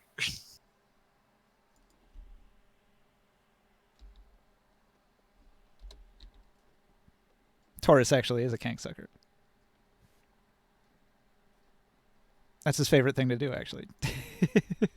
Yeah, but he's using it as an insult. I'm looking up a insulting your spell. way of life. Give me one moment to look up a spell. Verify that this does what I hope it do.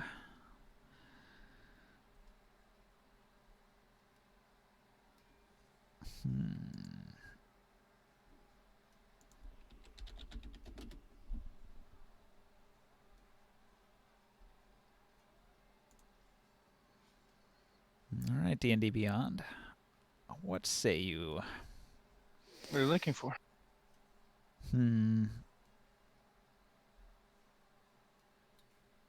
Oh, is it the Templars?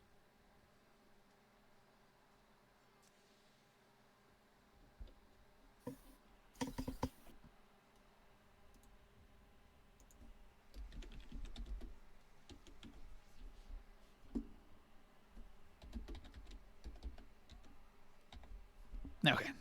So I did a thing with Molestic. General Goss is shouting orders at the half-giants. He's saying, "Fight your way through or I'll have you skinned alive, you bastards, you useless bastards! Forward!" Okay. General Goss. The archers fire down on the Free.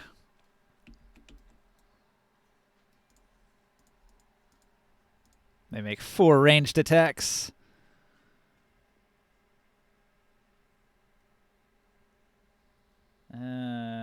Three hit.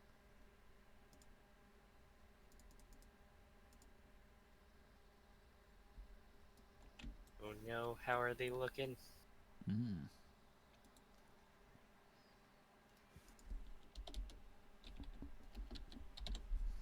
Okay. This dude takes an arrow to the face and he goes down in a heap.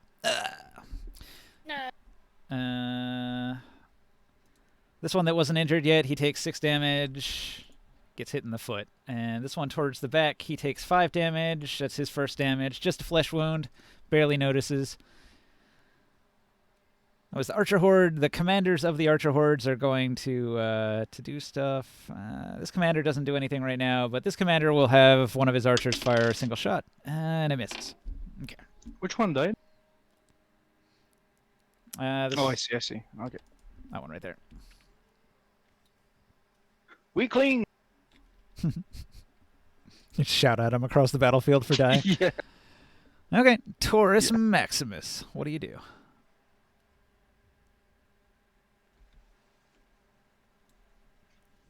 Sorry, I was on mute. I don't want to. Wait, what? Can you Yes. Alright. I was muted. This guy's about to go down, it looks like. I want to swing on this guy.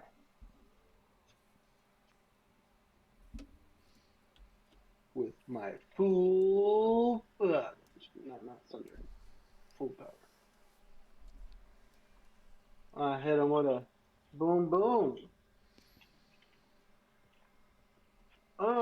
15, does that hit? Hell no.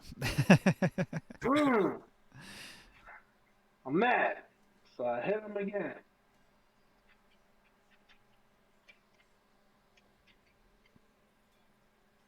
Oh, it's worse. It's worse. All right. 2 swings and 2 hold on. misses. Whoosh, whoosh. Hold Whiff, whiff. on. Could it get any One second. worse? Wait a second.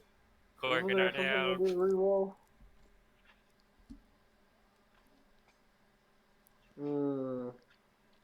And what's the saving thing? Yeah, I got nothing. Oh God. Damn. So what's my crit effect on that one? My crit fail. Oh, yeah, that is a 1, isn't it? Shitty. Hey, your weapon doesn't happen to say fragile 1, does it? Fragile 1? Yeah. It has a thundering 1. Yeah, okay. I think it's a iron maul. All right, then it doesn't have fragile. Cool. Yeah, that is good for you. The crit effect, it says, missing what you thought was a critical blow causes you to panic. End your current turn. You're surprised until the end of your next turn. Oh man. So I lose my next turn? Or I can't make reactions? It says... Yeah, I don't think you can do anything till the end of your next turn. You're going to lose a whole turn. That's rough. Wait. But there's no save on that? Oh. No, it was a crit fail. Okay. You are surprised. Wow. That's no good. That is not good at all. Yeah.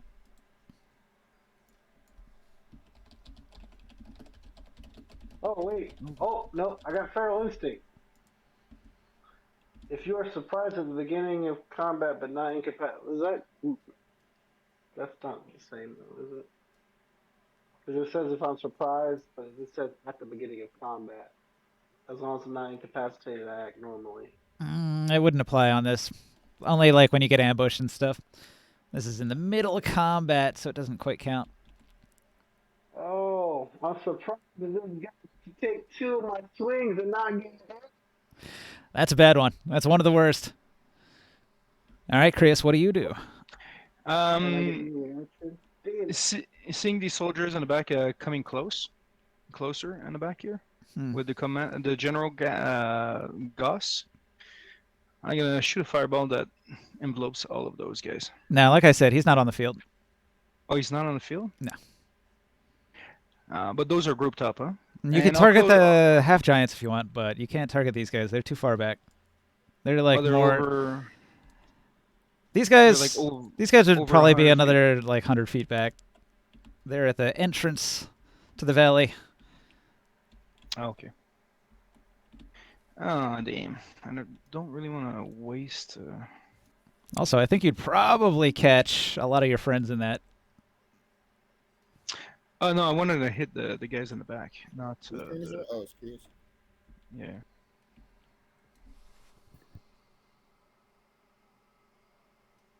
Knowing that there's other things coming in. Can we see Molestic? Nope. Okay. You haven't seen him for a couple turns. All you can hear is his voice in the air, magically enhanced. Well, I'm going to try to hit again with a firebolt this guy, the half giant, with minus 53 behind the ant.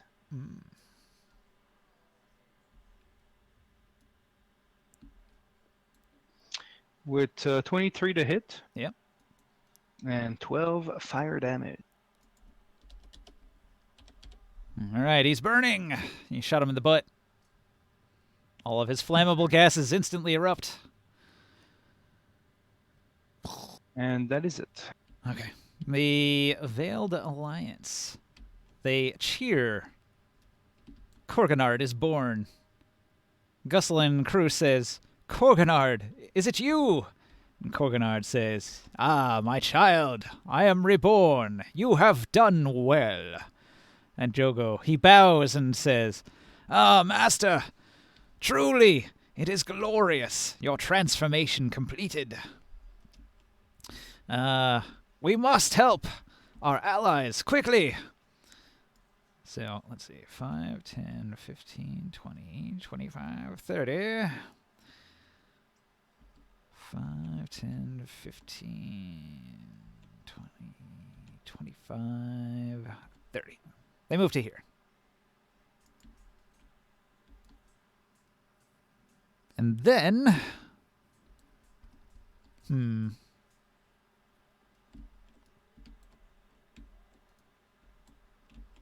The Templars ready in action, as they've been trained to do. All right, Long. You're sort of sandwiched between a couple of half-giants here. What do you want to do?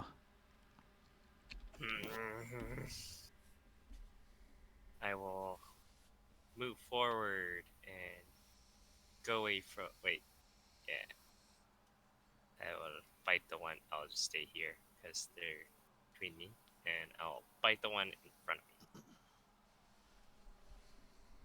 And I'll do the multi-attack. Or I bonus action rage first. And they already have advantage on me, so I'll reckless attack too. Yeah. And I'll multi-attack. The +5 to hit.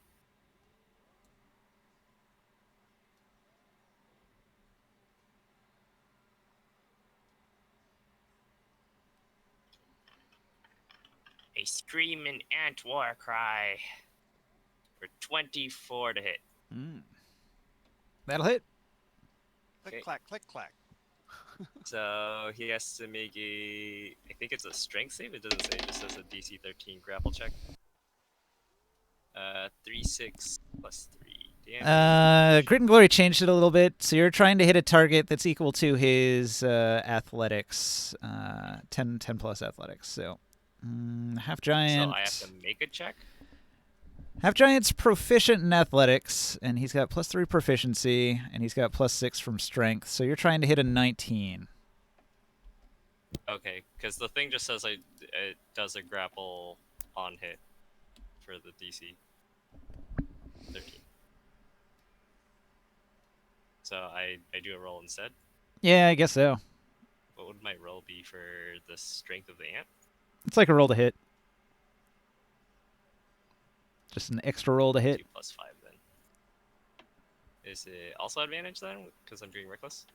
Yeah, I think so. Okay.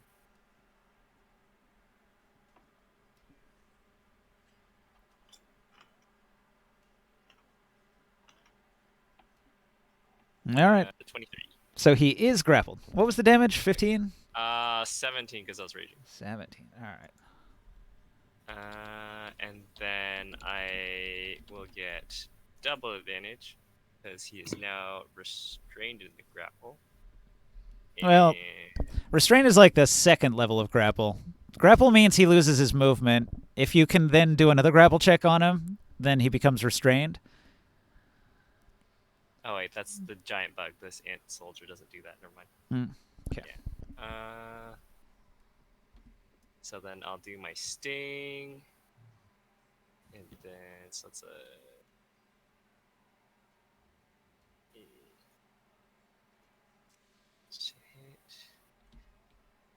the D4 plus 3. That does not hit, right? No. Okay. My sting. He dodges. All Right, right. that's my turn. See ya. Rah-rah. Hello. I went to unmute, but so I was already unmuted. Korganard is born. He stands before you. You are bathed in his radiance. What a magnificent sight. You've never seen anything the like. I can't stop looking at his head. Yeah, he's got quite a noggin, doesn't he? Oh. And he's very golden. Nothing. Don't be rude to the Great One. He's blinding me. He is Okay. racing. So now that he's done hatching, it's time for combat now. You can do whatever you want. You don't have to make Arcana checks anymore. All right. If I were to 5, 10, 15. It says double movement to move person, right? You cut out a bit there. It's double movement to move over people. Yeah, cost double. They are rough terrain. So I'll end up right. Wait, I'm right here, not cross. Can I make that? Yeah, I can. Then I'm going to dash, and that's going to be.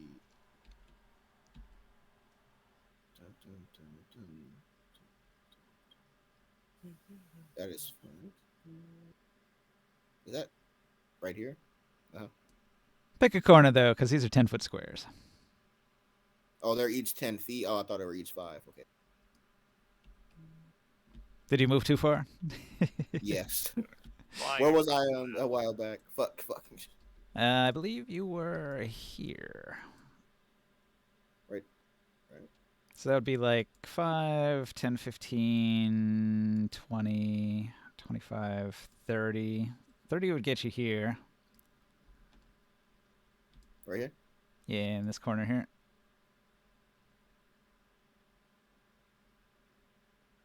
And then I'm going to dash. Would that be able to get me right here? Well, 30 got you here. 31, 32, 33, 30. No, wait, hang on. So 30 got you here. So that's 5, 10, 15, 20. 25, 30 would get you here. Mm-hmm. And that's going to be it for now. All right. Wait, what's the range between me and that army over there? Is that 90 feet? How do I pull out the line? We got measurement tools here. I could put this here and then put another one on you, and that gives you 110 feet. Okay, that's my turn. Okay. Sky will. I would like to finish off this half giant, so I'm going to run up and, well, it seems like I do more damage with my range now, because I can do 2 attacks as opposed to only 1 if I'm in an actual melee. Mm-hmm. So I'm trying to finish off this. So I'll sneak up on him, I guess. He's in combat, I don't have to sneak, but I am going to do my attack. Well, just to know if you get advantage, I'll roll his perception. He's only got a 15, so if your stealth is better than 15. You want my stealth? Yeah.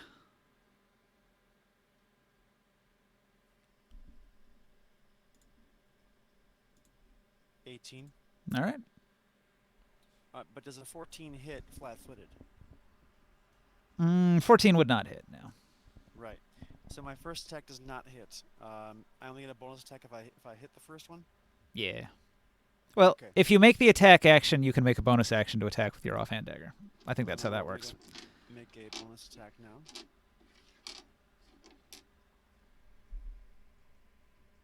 Oh, that's right. I have to do advantage. Hold on, let's just do it again.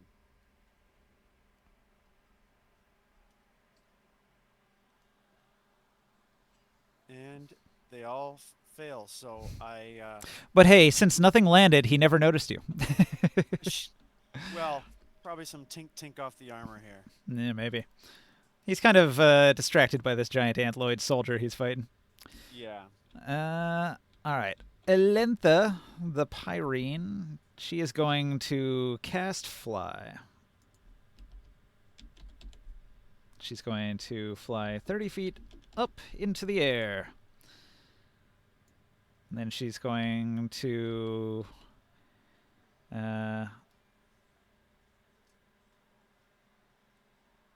she's going to move a little bit over. The last bit of movement will be diagonal. So she ends her move 30 feet up there.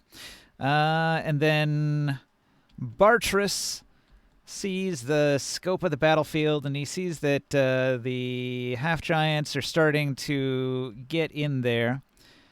He's going to shout to these free over here and issue them a command to move in and shore up the holes in the front.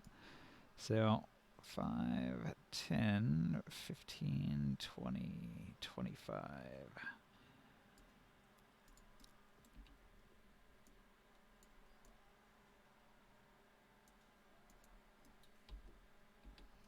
Skywill, what square are you in exactly? You're sort of on an intersection right there. I will put myself there. Okay, cool. No reason for me to Then be right on top of him. and this one moves here. This one moves here. All right. So commander used a command to make them move, and then the free are going to go on the offensive. See if the half giants can force them back any harder. So the half giants make a strength check. 25. Can the free resist it? They cannot. They roll a 3. That's really bad. All right. So the entire half-giant group is going to displace the free. Let's see. How can I do this? I guess this guy goes prone. And this guy goes prone. And this half-giant has trampled onto them. And this half-giant here, he pushes back these guys to here. All right. These two half-giants, they're fighting Taurus Maximus. This one's going to move here. And this one's going to move here. This one leaves Taurus's threatened range. Do you want to make an attack of opportunity, Jodab? I'm surprised. Well, he leaves my. Oh, that's right. Attack. Yeah, you can't. When he leaves my range of opportunity, I'm just contemplating to myself, saying, I don't understand how I didn't hit him with those. I know, right? Okay, well, this half giant gets to here, and he's going to. Whole ass battle. He's going They got a to. whole ass battle going around me, and I'm just over here like, how did I not hit him? Is my weapon broken? All right, he attacks. He hits. All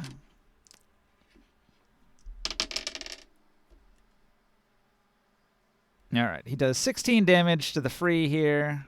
And the free's like, it hurts. But he makes his con save, so he doesn't have a bleeding wound. The other half giant that moved around here is going to make an attack against Taurus. He's got a 28 to hit.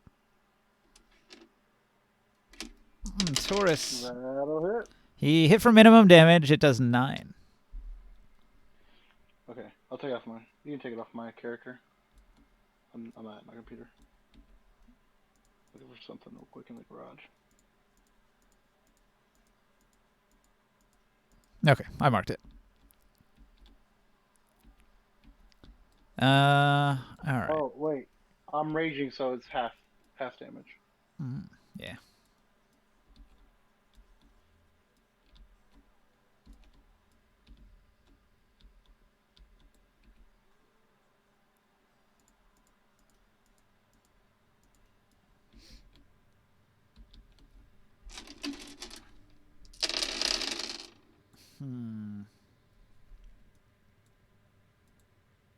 All right. The Freemen all combine their efforts on this half-giant, and they hack him down. So he goes down in a heap, leaving a giant corpse pile right here. And these ones go on the offensive against this one, and they manage to take him down, too. He collapses in a pile. All right. But when he dies, that enables this one to press forward, and then he's going to make attacks. He crit failed on one of them.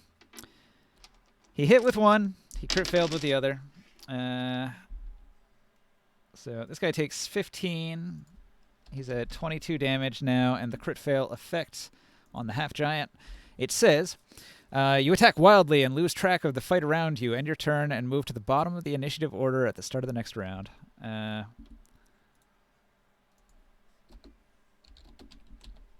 make a note. Go last. Okay, so that was the free. The soldier horde continues to hang back. There's a big gap.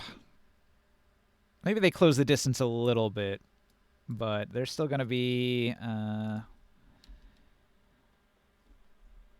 70 feet from the entrance. Okay. And all right, Molestic continues to taunt the group, and he says, "You will all die. You think your magic and your rituals and your glowing will save you? You will all die here, fools." One of the app giant will need to roll the. Let's see if he can avoid the damage. He cannot. I'll tell you. Give me a second. I gotta reroll one. So it's not that much. 18 fire damage. Okay. It burns. Ugh.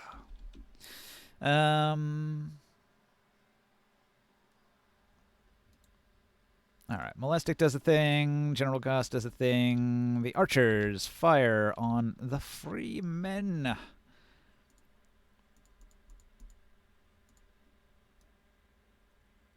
And the archers, they're pretty far away too, huh? Yeah, they're way on the other side of the battlefield. It's 4 hits. Not good for the free men.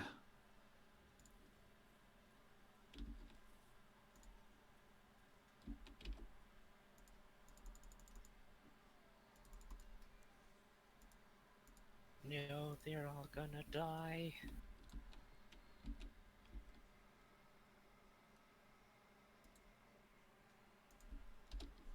All right. So that's going to do 9 damage to this guy, and 8 damage to this one that wasn't injured yet, and 7 damage to this one that wasn't injured yet, and 9 damage to this one that was injured in the back. All right, so they take some more grazing wounds from a few arrows. And the exchange of arrows back and forth between these two groups is pretty furious. The commander of this group will issue an attack order to one archer who misses. The commander of this group will he'll issue another move order, and now they are 40 feet from the entrance.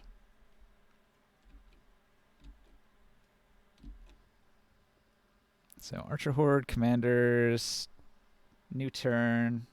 Turn 6 of the epic battle. Taurus Maximus, what do you do?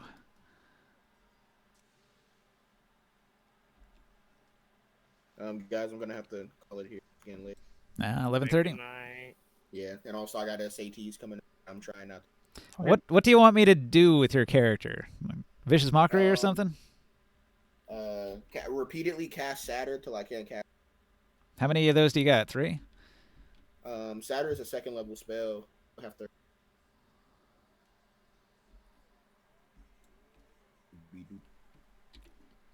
For some reason, my character sheet had to. And it's laggy. Shatter is a 20 feet radius. I can cast it. I can cast it 5 times. 3 times at 2nd level, twice at 3rd.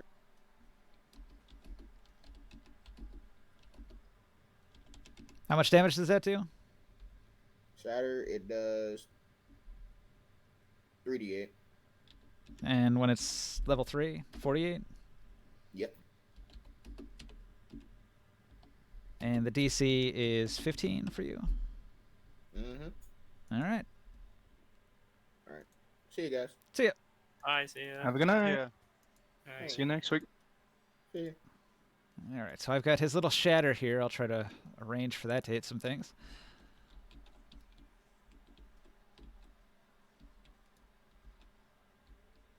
All right. So it was Jodab's turn, right?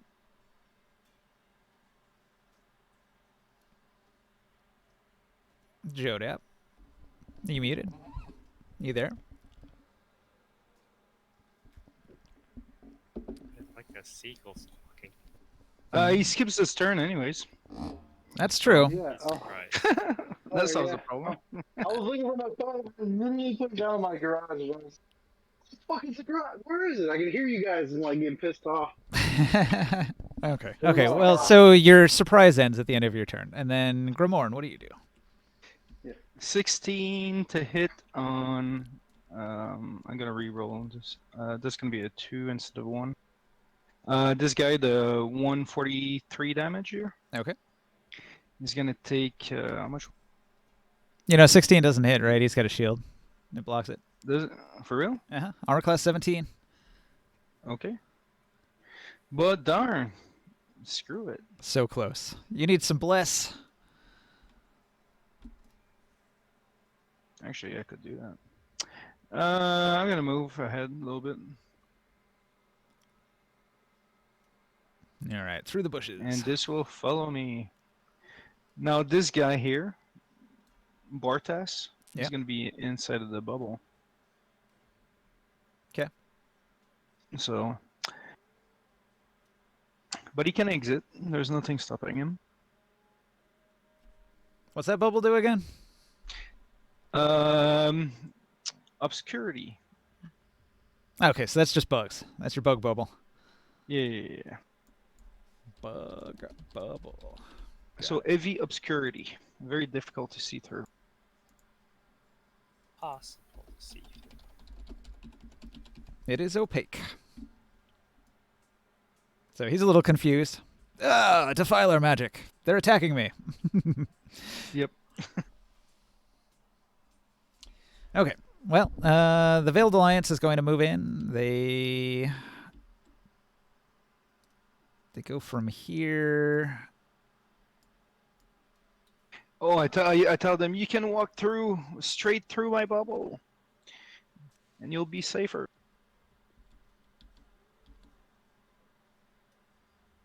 Think they'll bite?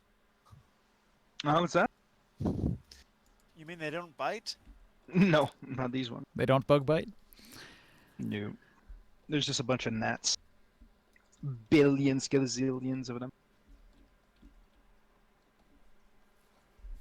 Okay. Billions of dollars. Trillions of cockroaches. Let me go on my nose. I had a dream about this once. We must kill the Templars. All right, Morg, what do you do? Are they still far away, these guys, the Templars?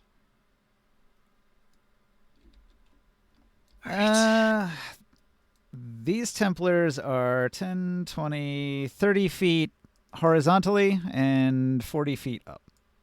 Oh, they're right next to us. Okay. I think that's... I don't know. I don't know the math, but I think it's like 37, 38 This one? feet, something Yeah. like that. Okay. No. This one is trampling these two guys who are both knocked prone by his bull rush, and he is standing on top of them, leering down over you aggressively. I will let go of this one and attack this one leering at me very rudely, All right. and I will reckless attack again.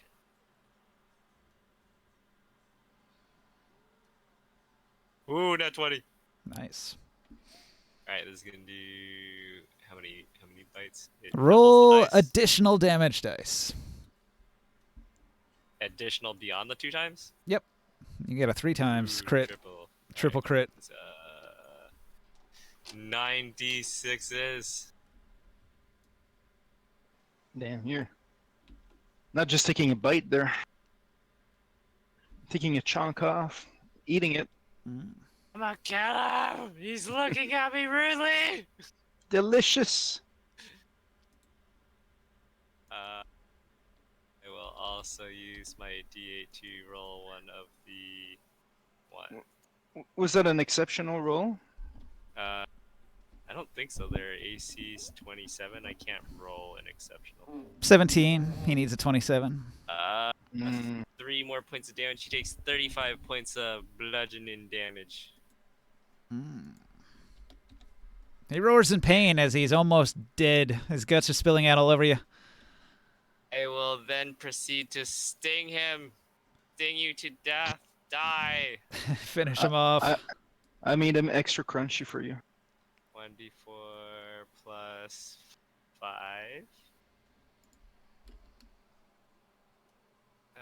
7 points of stabby damage. Okay, he dies. Ah. So these guys are back on their feet, or Stand up. maybe? Stand up. They're covered in gore. They're still prone, but they can stand up now. Oh, Long, you gotta read. You gotta say what you said just again, but in ant.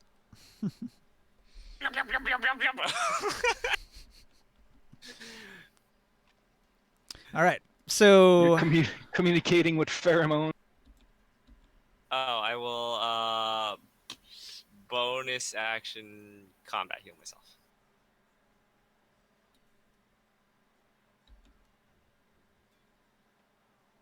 Can I use it at any level, or is it?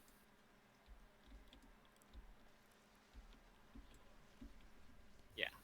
I will use the 1d8 healing.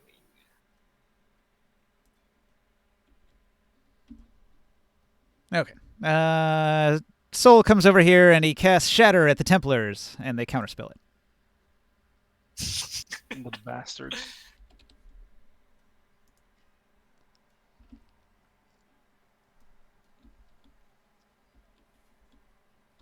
Okay, Skywill, what do you want to do? Can I finish off this this giant? He's got a lot of hit points. You can try. Pincer him. Pincer attack him. Haha, get it? Because I'm an ant. Actually, this one over here is real close to dying. If you could make a ranged attack on that one, you might be able to actually drop one. Can you throw a dagger 45 feet? 60 feet's his range. All right, so here we go. Oops. You did it again. You still sticking to the target, you said? Yeah. Okay. That hit. So then I do. Wait.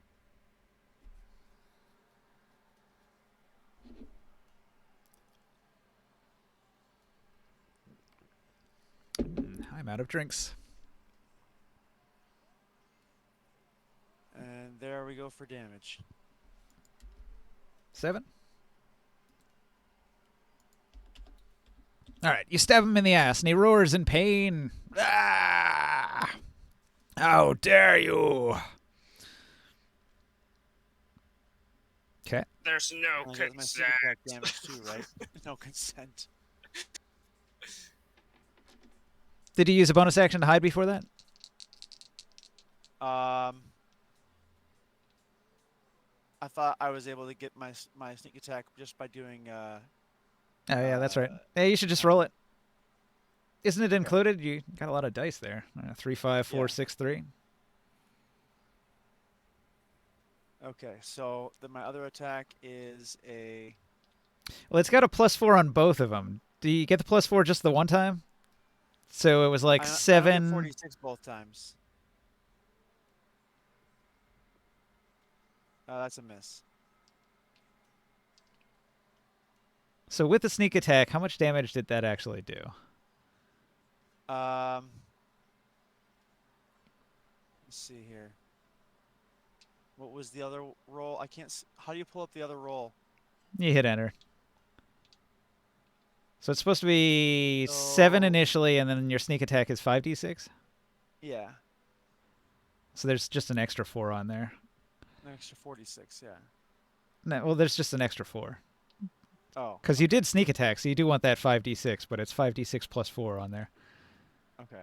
So that means it's actually 21 and 7, so 29 damage. All right. Is that going to do it? It's not enough to drop him, but it hurt. Oh, okay. These half giants have roughly 150 hit points. They're very beefy. Yeah.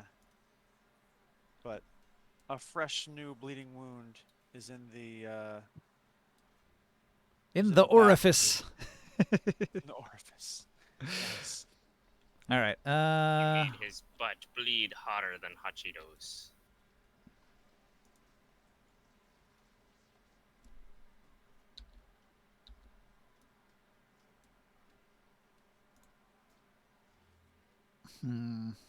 Okay, well that doesn't work.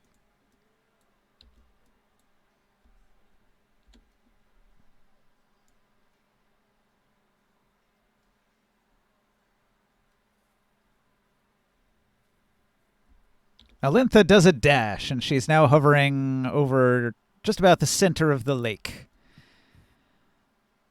Bartrus, the commander, he's going to exit the bugs out to here. And he's going to move to about here.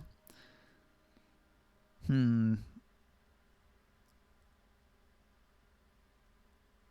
going to move to here. And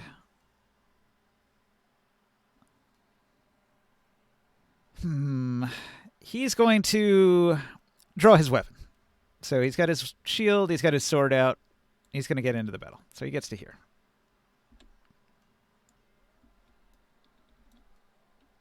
And after Bartrus goes the free.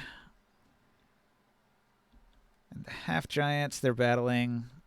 All right, so roll for the half giants, roll for the free. Oh, the free got their ass kicked. That's bad.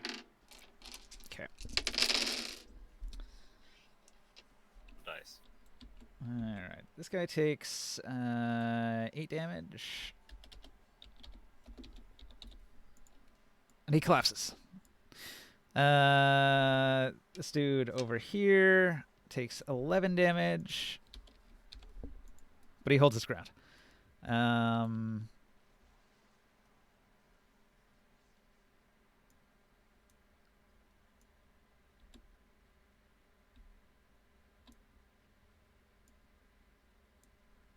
These two guys, they're going to get up. And these half giants, they're going to move forward. These two guys, after standing up, they're going to both go on the offensive against the half giant that just moved through the flames.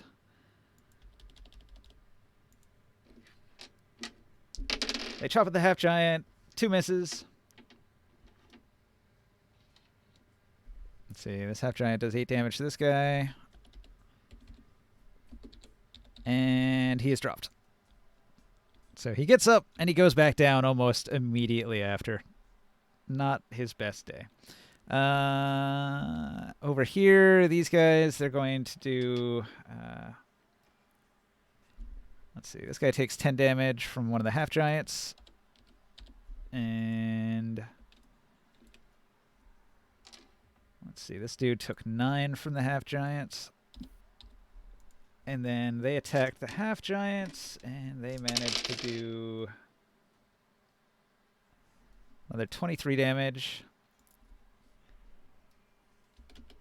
Which puts him at 116 damage. So there's furious combat going back and forth between the free and the half giants. And then after that, the soldier horde.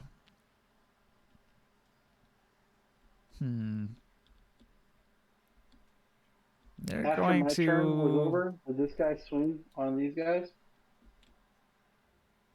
You gonna take your attack there? Hell yeah! Okay. I came to my senses.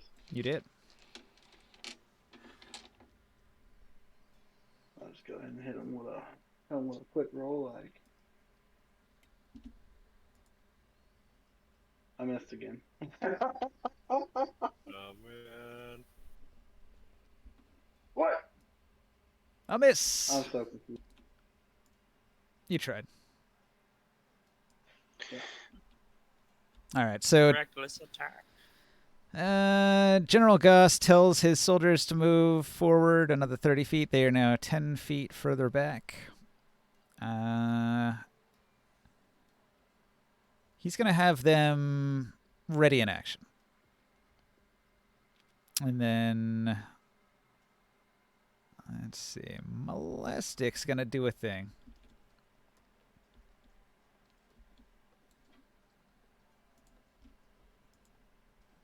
Let me double check his stats real quick. Perfect. All right. I have to look up a spell real quick. Molestic casts a spell. He casts it at Alentha. Alentha rolls to save.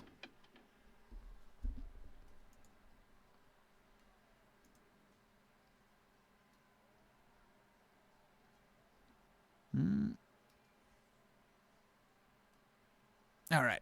He tried to dominate person Alentha, but she rolled a nat 20 on her save, and she resists the effect. He curses. So he says through his thaumaturged loud voice, "Give up now, and maybe we'll go easy on some of you."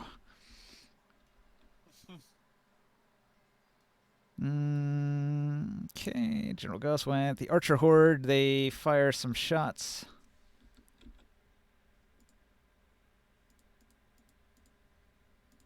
Arrows rain down on the free archers. Wow, 3 misses and a hit. That's incredible. They're not that hard to hit. Well, one of them took 6 damage. It's this guy. He's at 21 damage now, but he's hanging in there. And the commanders, they did their thing, so it's back to the top of round 7. Taurus, you finally get a turn. What do you do? I missed him again, so I'm gonna go ahead and reckless bitch right here. This is the 4th time I'm striking this guy. I'm gonna reckless attack this time for the advantage. God, man. Oh. I think actually you already have one advantage from flanking, because this free is on the opposite side of him. What does that mean? You get a +1 as well as advantage. Okay, so that's a hit. And exceptional. So I hit him, and I'm gonna do damage this time. I'm gonna go ahead and throw my hold on, my Divine Fury. 27. Ouch. And the 2 was exceptional, so I'll roll. Or the 1 was exceptional, so I'll just roll that 2. Yeah. 2 more damage. 29. 2 more damage. 29 damage to the side of his fucking face. Is he dead now? No, this is like his 2nd time. This is actually a new half giant that moved in from the back, so he wasn't even injured. It's this guy over here that's really critically injured. This one's about to drop. What about that?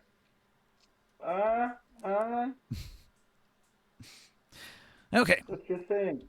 And then I go ahead and hit him again with my 2nd attack. Second attack. Ka-chop. Okay, come on. Miss. And I attacked, and I missed, and I attacked again, and I missed again. All right, Chris, what do you do? Okay.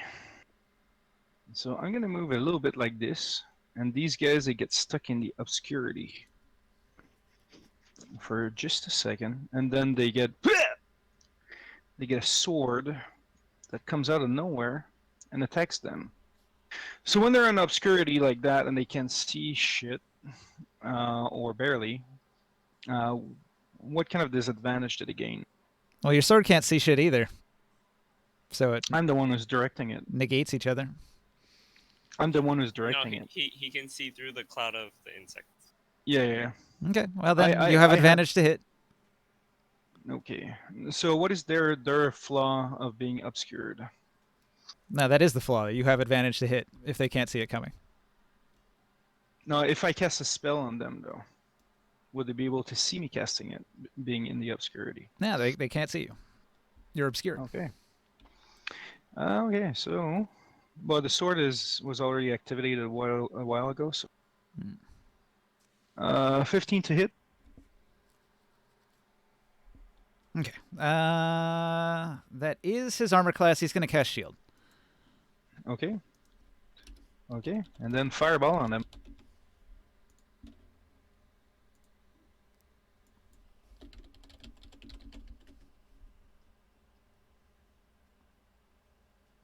So, Dex 17.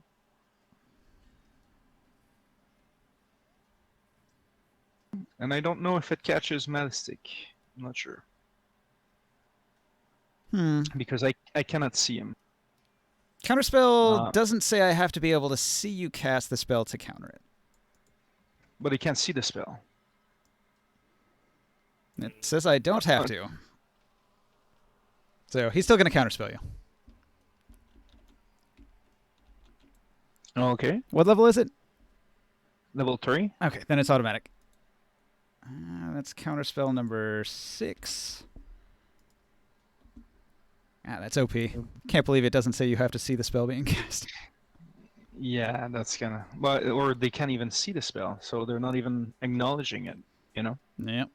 It's a reaction, though. As soon as the spell would be about to hit them, they're just like, nope. Even with obscurity? Yep, even with obscurity. Because it doesn't say anywhere in the counter spell that I have to see you casting the spell to counter it. Okay. But Oh, that's it. you are burning through their counter spells. They've used 6 of them. I figure with Soul trying to do it too, they'll run out of counter spells pretty quick. But what I'm going to do, though, I'm not done. I will finish my... I'm going to walk over here. So now they are exposed to everyone. Okay. So you make them visible again. Did you still want to attack with the sword? Oh, I did the attack. You did the attack. But you shielded. And I shielded. So that's right. That's nothing right. happened. Gotcha. Okay. Big group of wizards. They're tough to hit. Okay. So Veiled Alliance, they're going to use this opening to attack the Templars. Each of them casts a spell. They attempt to counterspell both of these spells. Oh, I didn't attack with advantage with the sword. Do you want to try again? Well, let me double check if I did or not. No. I'll try again if you don't mind. Oh, no. Nope. Okay. So, Gusselin crew is going to launch a spell. She was unable to see what just happened because of the obscurement. So she doesn't really know that they've got defenses like that. So she's going to hurl a fireball at the Templars, and they're going to counterspell it. And because it's 3rd level, it's auto. So that's use number 7. And then Jogo, he is able to see that her fireball didn't hit. And so he's going to opt to use a lesser spell. Let me mark that she cast that. And then he's going to cast...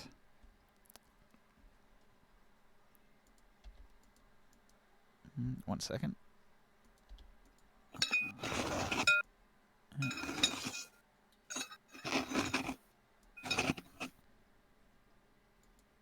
All right, so she casts Fireball, and then he casts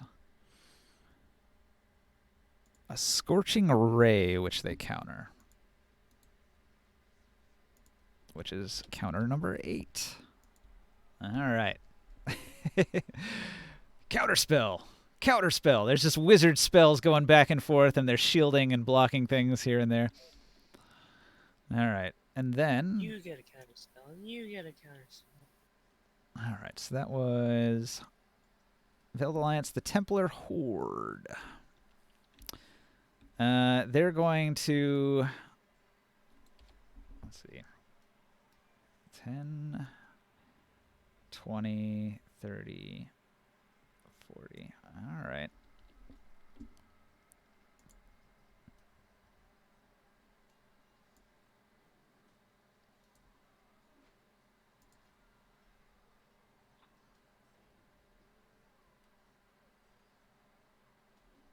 Let me look up a spell real quick.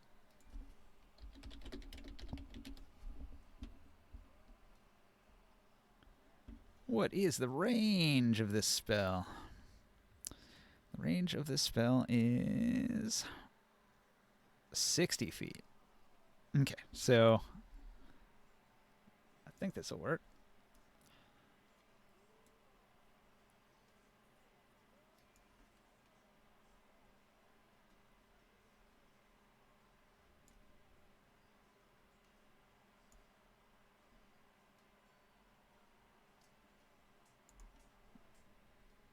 Cone of Cold.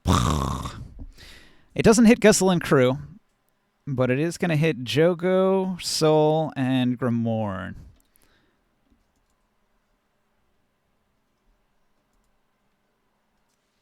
All right. It's a DC 14 Cone of Cold, and Cone of Cold is going to do 8d8 cold damage.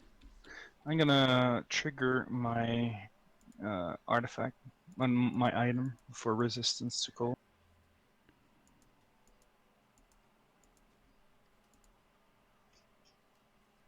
So, Constitution? DC 14 Constitution save against 18 cold damage. Jogo, he rolls a 3. He takes the 18 cold damage and groans as his bones creak. Sia rolls a 5 and takes the 18 cold damage. Ouch.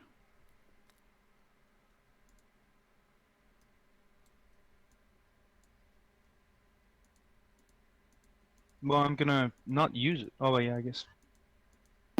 I clear. How much damage? 18. 18 cold damage. Even with when I resist it? No, when you resist it, you take half. Okay. So, 9. Not too bad. All right, so Cone of Cold and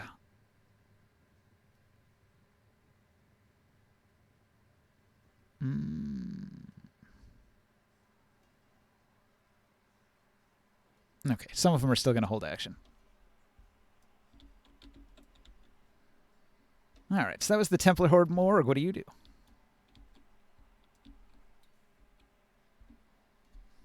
The one behind me is nearly dead.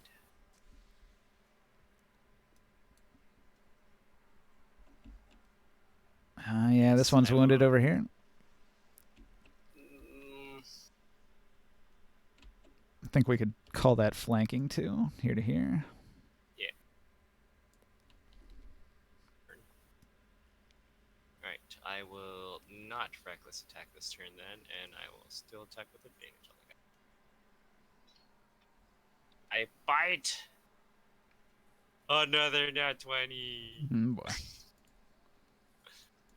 Crit table says that you strike with extreme force. Roll an additional set of damage dice above and beyond your normal critical roll.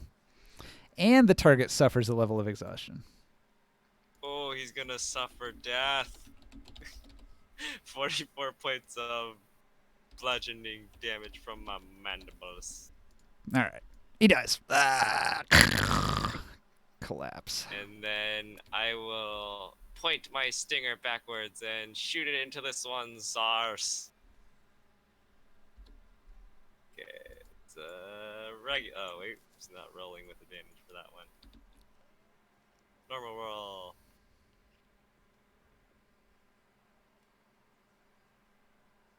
Oh, that was almost a 20. Mm. Nah. All right, you try to sting behind you. It does not hit.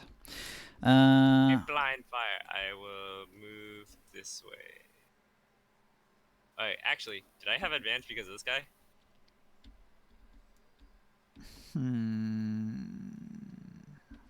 If you were attacking this one, you'd have advantage here. I thought you were attacking this one. No, I was attacking this. Okay. 15 still doesn't hit, right? Still does not hit. Damn. I will stay here. All right. Soul is going to throw a shatter at the Templars, who are going to counterspell it. It's counterspell number 9, and then he's like, "Oh, it's too cold. I'm out of here." And he goes 5, 10, 15, 20, Cold. 25, 30. He gets over to here. He dives into these bushes. Yeah, he just got hit by a cone of cold. He took 18 cold damage. I don't know if he has a healing potion. Might be able to heal himself. He's a bard. Healing word. Mm-hmm. Healing song. Soothing sound.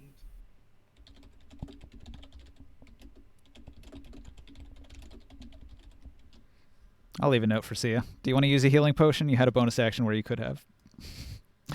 For next time. And then... Skywell, what do you do?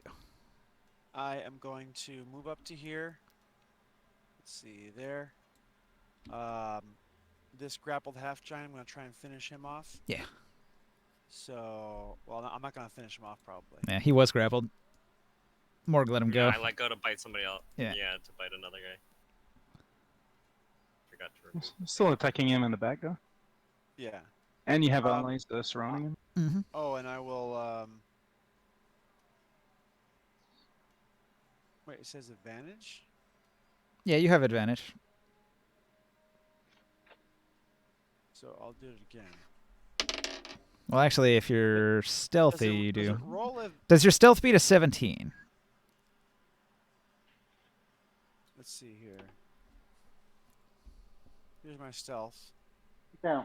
Okay, so it wouldn't be with advantage. It would just be a regular attack. My stealth is 24. Oh, 24? I thought it was 12. Yeah, 24 makes it. Total my other It attack. beats a 17. So my primary attack does not hit, but my bonus... Well, do I get a bonus attack?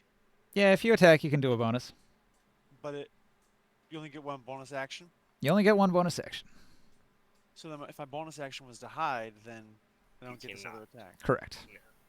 So then this other attack does not hit. Mm. It does not get to get a chance to be made. Doesn't So happen. that's my round.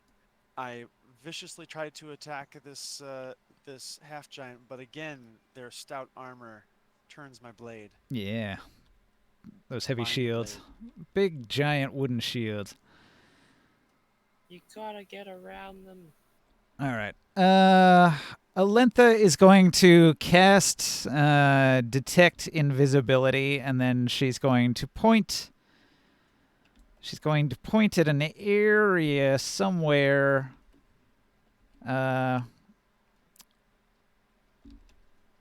Somewhere over here. And she says, Molestic, he's invisible, but he's right there. She's pointing in that general area over there. So detect invisibility, that was her spell. She doesn't move. Bartris is going to close the gap, and he's going to attack with advantage against this half-giant.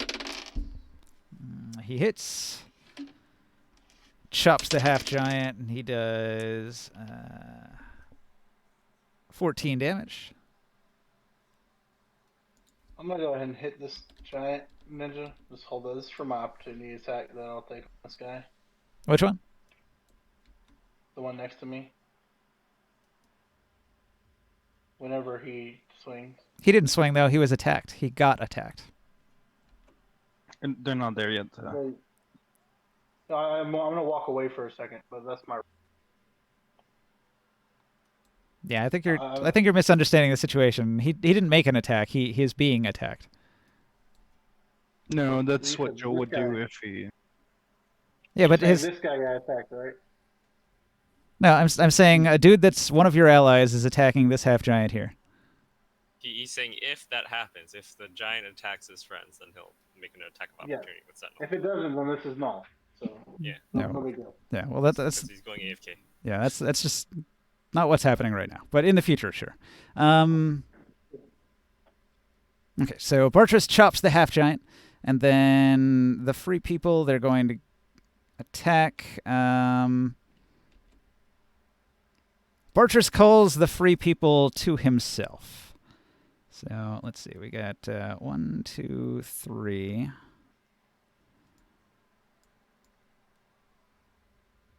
I can move these here. Let's see, 5, 10, 15, 20, 25, 30. We'll dash to get here. This guy will dash to get here. 5, 10, 15, 20, 25. Are they hoarding? Okay. Dash, dash. All right. Bartrus commands these guys to form up into a unit, so they have become a horde now. So Bartrus is a commander of a horde inside a horde of free warriors here. But it takes a turn for them to form up. So only one of them manages to get in an attack at the half giant there, and it was a miss. And then I've got these 3 over here. They're going to circle around the ant, come over this way, like so. And 3 of them are going to make attacks against this half giant with 39 damage. We got a miss, we got a hit, we got another hit. So 2 hits, 16 damage. Lend to him. Okay. Make your point. And then I've still got 5 of these guys over here. They're going to make 5 ranged attacks against the archers.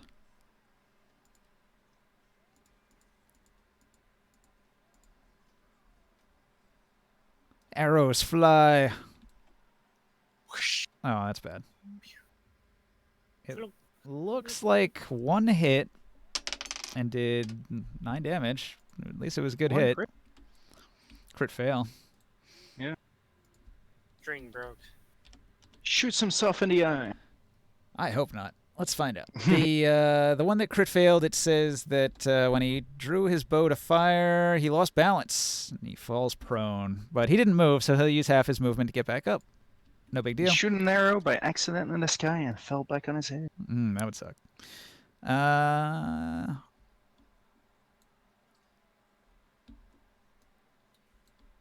Let's see. He's dead. This guy can attack. He attacks with advantage. Across from Morg. With advantage, he does manage to hit. He hits that half giant in the back of the calf for 6 damage. Okay. Get him, my tiny ally. All right. 2 half giants are going to make 4 attacks against Morg. Okay. And Stand firm. the half With giant, all 6 legs. they're attacking. All right, so they're using extra attack, great sword, 2-handing. All right, so let me make a note here. This one, no S, and this one, no S. All right, both of these half giants have dropped their shields. Their armor class goes from 17 down to 15. and they're making two-handed chops. They're adding boy. rage. So that's going to stack 5 extra damage on here. Okay. 5. What the fuck? Yeah, when you two-hand, if you've got enough strength, it adds 3, and the rage adds 2. Oh, okay. I thought the rage was adding 5. I'm like, what kind of rage is this? All right, so Mr. Antloid. Oh, yeah, that was a bunch of accidental note card clicks. Is that damage? Okay, now these are attack rolls. So the first giant has a 28 to hit. The second giant has 26 to hit. The third giant has 20 to hit, and the last one has a 13 to hit. 2 exceptional hits, 1 hit, last one did not hit. Okay, so let me set this up. They've got 3d4 plus 12. All right, so the first one that hits you chops into you with his great sword and a two-handed grip for 20 damage. Okay, take 10. I'm gonna re-roll the 2 because it was exceptional as a 4, so add 2 more. 1 more. The other one hit you for 20. Roll the 1. I'll re-roll the 1 as a 2, so 21. Okay, still does 10. And the last hit. The last great sword hit. 8 more points of damage. It does 8 more damage. Yikes. I am missing limbs. I am so weak right now. And this half giant here is going to make 2 attacks against this free. It's 24 and a 13. I think both of those hit. That sucks. Oh, he died. Oh. Oh, no. He's big dead. My flanking buddy. My flanking buddy. Okay. Oh, you still have a. So these 2 did. And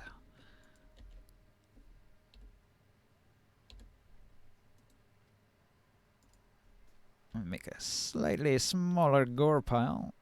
That's dead guy 1. That's dead guy 2. Thwack. All right, so this half giant cleaves that dude in half. Arms and legs go everywhere. Let's see. Over here, this half giant, he's struggling to hang in there. He's going to attack the horde twice. Ooh, he critical hit. That's rough.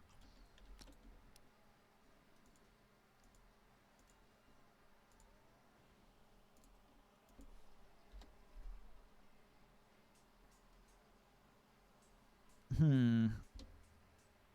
22 damage.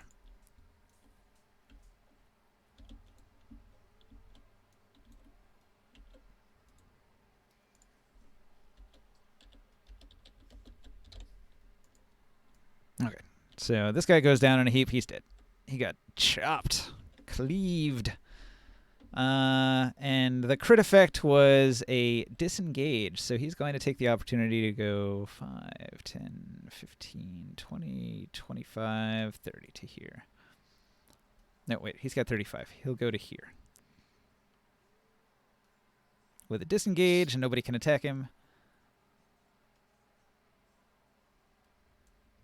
So he's circling around over towards the bugs to see what's up with that.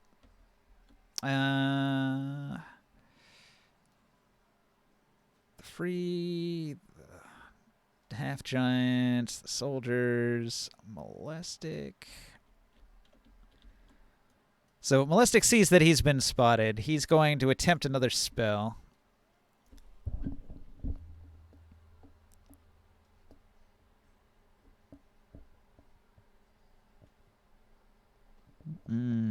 What should he do?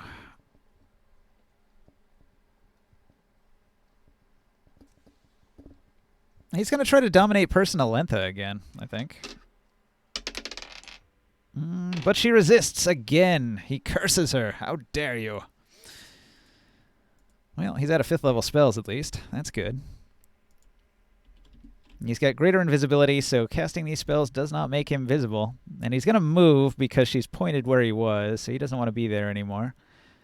General Goss. All right, General Goss is looking at the Wall of Fire. The Wall of Fire is still here, right? You're still concentrating on it, Chris? He hasn't cast anything that would break his concentration, and I don't think he got hit by anything really hard. Me, no.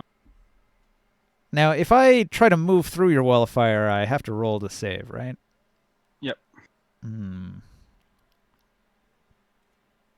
It's if you enter in or if you finish your turn in.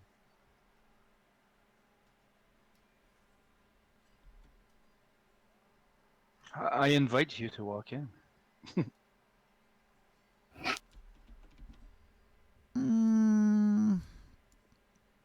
General Goss moves to here.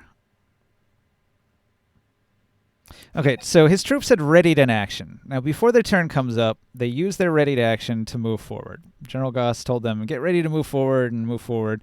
And so they moved as the readied action. Then their turn starts, and then they move again. And that's going to get them through the fire. So I'll roll a save. They did not make the save, so you can do some fire damage to my horde. Okay. Let me count this out. 5, 10, 15, 20, 25, 30. 5, 10, 15, 20, 25. He can make it here. We're going to take 1 second.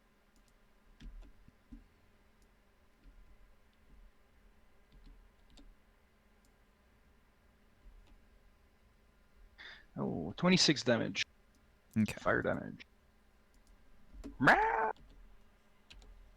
It burns. And I have one half giant back here too. General Goss commands him to go through. He takes the 26 fire damage as well. And he's going to move up right in between these guys here.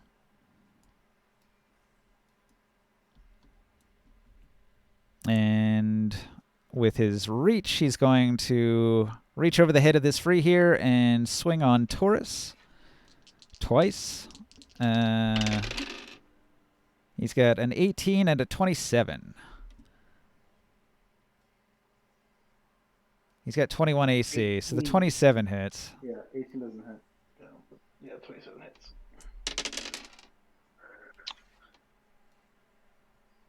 17 damage. Half. So you take 8. Should I mark it for you? Yep. Yeah, please. Thank you. I'm almost done. Okay.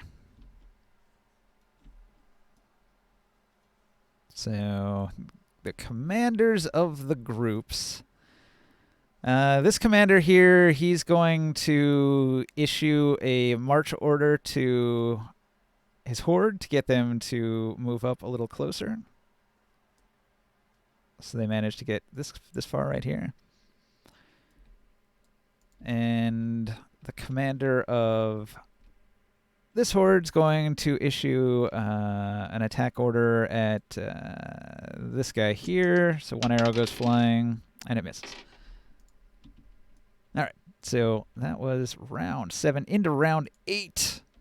What an intense combat. 8 entire rounds. This is a long one. This is one of the longer combats we've had. Mm-hmm. Probably haven't had one this long since the actual war with Auric. We gotta destroy Uruk. It's becoming a problem. Desverendi turns and lifts his hands up into the air. And he calls down a bunch of boulders from the rock wall here, and they're going to fall in this area right here. So it catches it catches 2 of these half giants in it. They try to make reflex saves. What's up? is Korganard at some point going to be entered into the initiative now that he has been birthed? He probably doesn't want to kill anybody because he's too benevolent.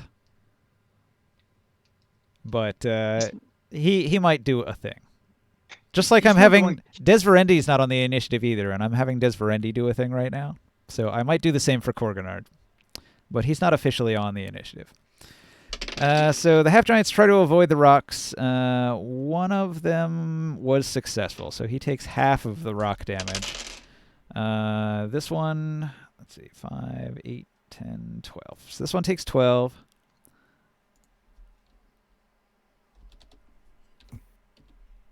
The other one takes 6. And the ground rumbles and shakes as Desverendi's roar causes the earth itself to begin attacking the half-giants. Korganard is going to emit benevolence. Everybody who's got injured heals 1 hit point. Okay. Everyone? Everybody who's injured heals 1 hit point.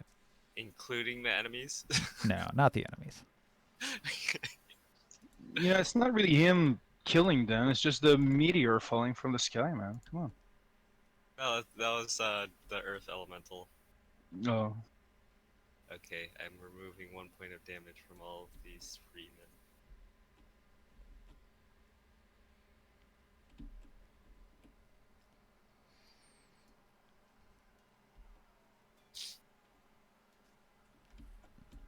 You haven't gotten to these ones down here yet, right?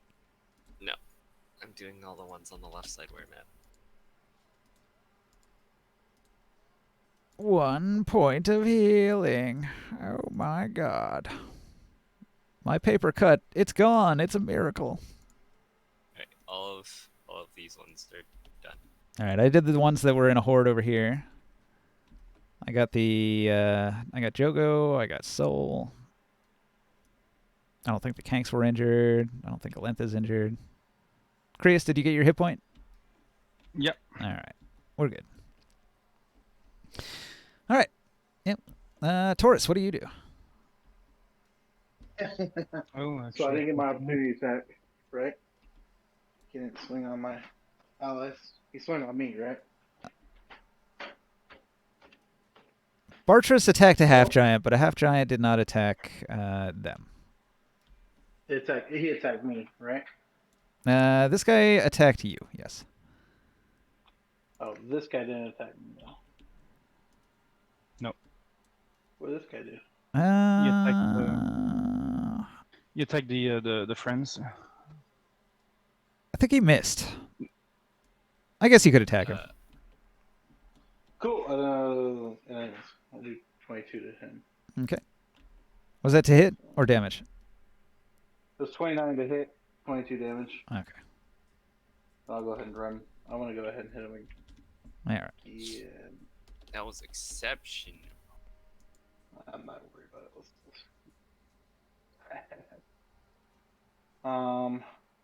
First one for the day. Oh wait, shit. And I am attacking recklessly. You know what? Is this guy a new guy right here? You said that this is a new guy? Mm-hmm. Yep. Oh. Does this guy have a shield? Yeah, it says no S on them if they have their shield down. Okay. This guy who just hit me while I was this guy, ready to take a swing on him.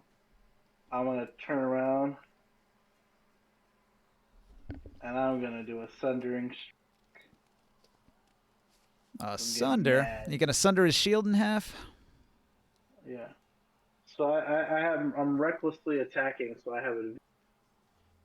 Now you have your options. You can sunder his armor or you can sunder his shield. Which do you prefer? What's the max AC I could drop from it? 2. It's always 2. The shield is made of wood, though. It's easier to break his shield than it is to break his armor.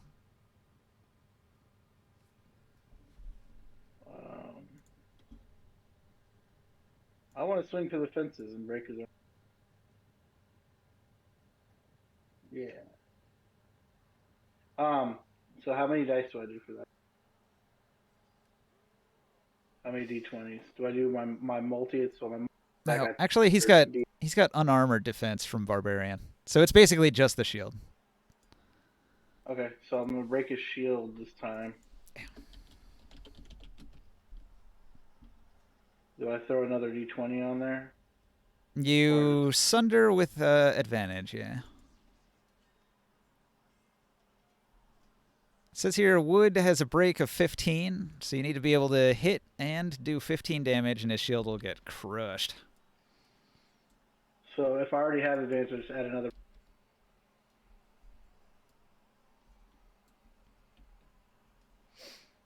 Right. If you have double advantage, you do add +1. Okay. So I'm sundering. Nat 20. Mm-hmm. Fuck. And Super sundered. Now I do the random, like the damage for it. Yeah. You just need to do 15 or more, and the shield is broken.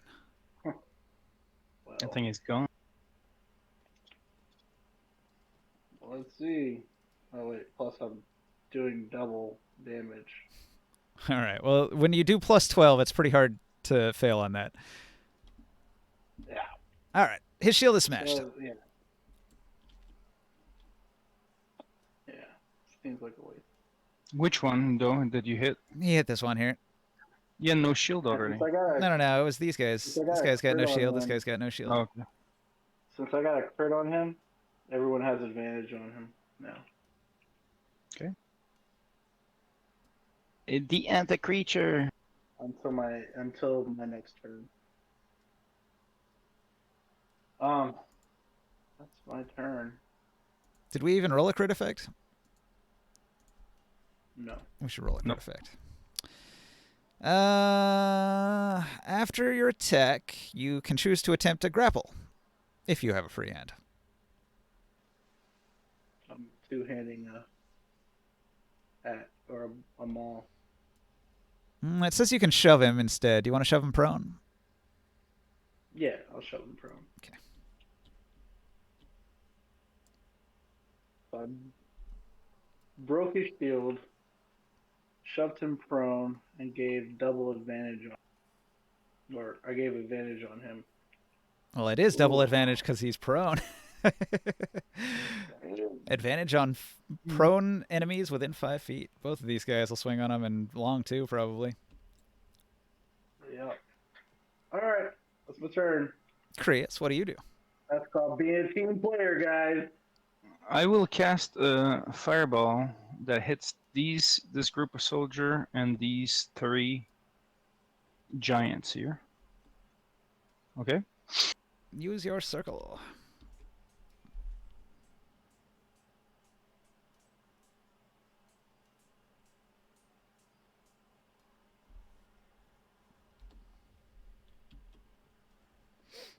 That's a shatter one. That's only 20 feet. Yeah.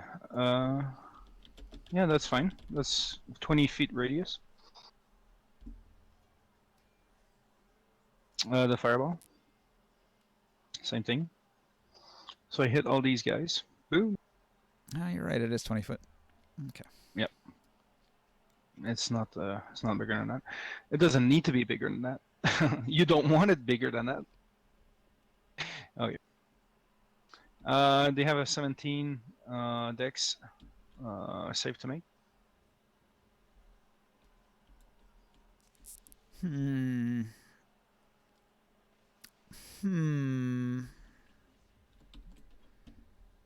question is, can I still counterspell it? Oh, it's up to you. It doesn't even have to be cast at me. I can still counter any spell that is being cast. Mm-hmm. So yeah, I'm gonna counter it. Oh yeah. You cast it at 3rd level? Yep. That is counterspell number 10. Alright, so I do my little move in, give myself advantage on them. Stab them with the sword.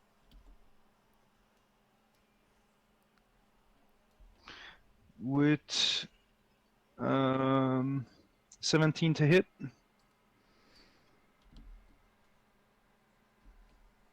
Does that hit? Who's it attacking? It's sitting behind you here. Do you send it Your against these guys here? Templars. All right. Yeah. All right. I'm gonna use shield. Okay, that gives them a +2. That gets their AC to 20. They got mage armor, putting them at 15. So shield puts them at 20. You have Okay. bardic inspiration and No. plus. Nope. Nothing. Oh, I get a bonus value. It's my thunder. Oh, I did it wrong. I'm gonna be sad when I run out of counter spells. Well, you run out of counter spells before you run out of spells. Well, that counts as that's part of a spell. Each counter spell is -1 spell. Yep. Well, I've got 9 mages with 2 counter spells each, so that's 18 counter spells. This is designed to shut down your spellcasting ability real hard. All right, so that was Chris. The Veiled Alliance, they're going to do 2 lower level spells. So Jogo's going to do another one of what was it? 2nd level spell he did. Let me look at his stats real quick here. Hey guys, I was trying to wait till my last turn, but if you could take over for me, it'd be great. I'm dragging. Yeah, it's pretty late. Okay, Alright. so he's going to do another Scorching Ray, and then she's going to do...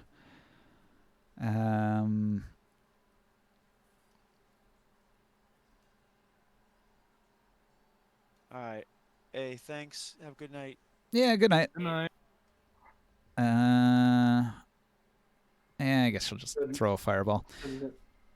Okay, so a fireball and a Scorching Ray go flying at these Templars here. They counterspell both of them. Let's counterspell 11 and 12.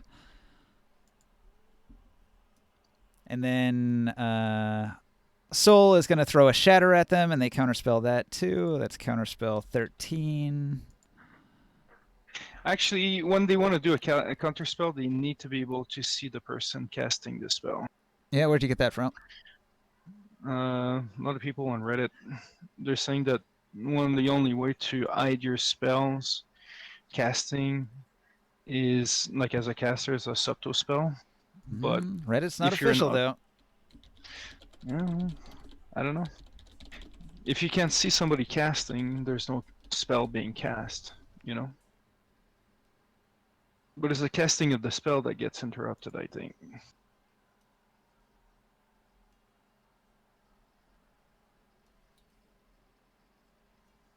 So, I was doing the Sundering wrong, Ninja. I was supposed to add 2 damage, not 1 for that extra attack. Not the 2 hit, but the actual damage. And then, since I have the Sundering proper, I was supposed to add 5 damage. You succeeded, though. Who cares? No, I know. I just... It doesn't actually do damage. It just breaks the object. So the specific number of damage doesn't really matter as long as you got over the threshold. Yeah. I'm just saying I'm going to have a... You know, it's interesting because like I looked at a Reddit thing and they're like, it says in the spell you have to have line of sight, and I'm looking at the spell and it doesn't. So I know. maybe it says different things in different places. Is it errata? Did they change it after the fact? I don't get it. Well, there's one in D&D Beyond that says something about assuming the caster is able to recognize the opponent is casting a spell. Then they can either use their, because there's an ability at level 5, I believe. I don't know. They have to be seeing your hand signs and your, like. Well, it depends on the type of spell, I guess. But Or like know if you're verbally chanting it. Yeah. So you can see through your bubble, but they can't? No. That is correct. It's obscured. Heavily obscured. What's that item called again? The staff? The Staff of Swarm Insect. Let me look up the description on that one real quick. While holding the staff, you can use an action to expend one charge to cause a swarm of armless flying insect to spread out 30 foot radius over from you. The insect remain for 10 minutes, making the area heavily obscured for creatures other than you. The swarm moves with you, remains centered on you. If there's a heavy wind... they can't. So counterspell says you have to target the creature doing the spell casting. So if they can't see and target you, they can't interrupt your spell cast. So they Heavily shouldn't be obscured doesn't counterspelling. blind you, though. Does it? No. It says attack rolls against the creature that is heavily obscured have advantage. Would they have to do a perception to see what I'm doing, though? Let's see. A heavily obscured area doesn't blind you, but you are effectively blinded when you try to see something obscured by it. Attack rolls against the creature have advantage, and the creature's attack rolls have disadvantage. So how does effectively blinded? It blocks vision entirely. That's what it says. Creature affected suffers from the blinded condition. See conditions. The blinded condition says a blinded creature cannot see and automatically fails any ability check that requires sight. Attack rolls against the creature have advantage.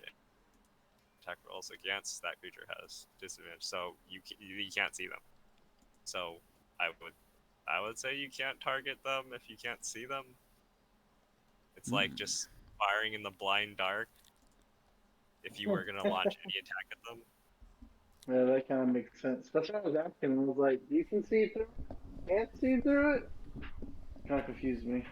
No, it's other people. Like, so even like allies wouldn't be able to see through. Like, everybody's obscured except for me, or blinded, or whatever. Those are on the outside, yeah. Yeah. Yeah, this is a weird interaction. You might be right. Yeah, this might work in your favor. I would have to research it more, though. No, that's good. They have to do somatic components, I'm assuming, to counter whatever it is that you're doing. So, like, they need to know, like, what, like, hand symbols or whatever you're doing to cast a spell to do a counter symbol or something to negate whatever the hell you're doing.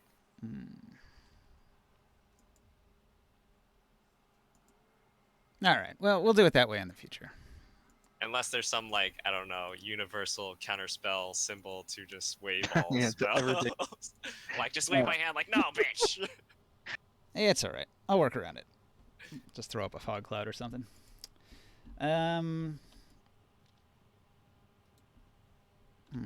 Where did we Sorry leave for off? interrupting that way. Who went last?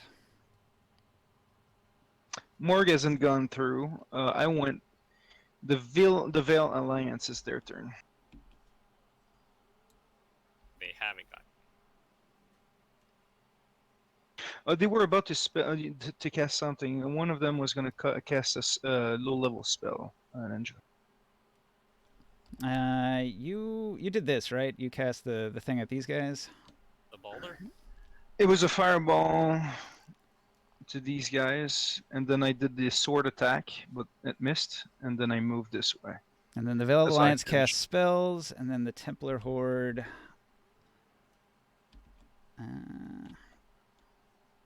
okay. Sorry about that. It's my fault. I interrupted there.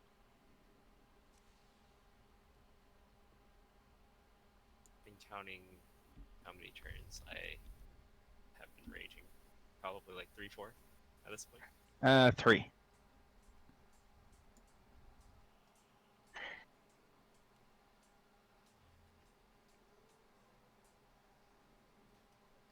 Okay.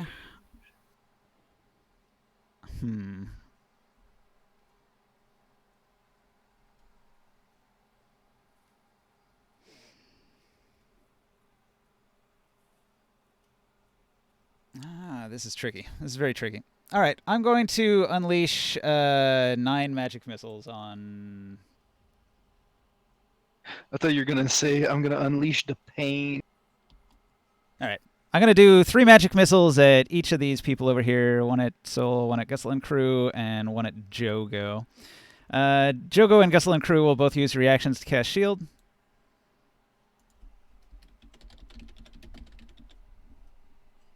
Soul take damage.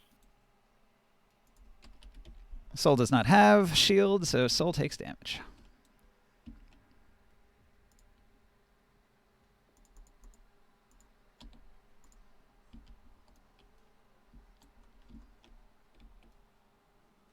Nine to be exact. I will disappear.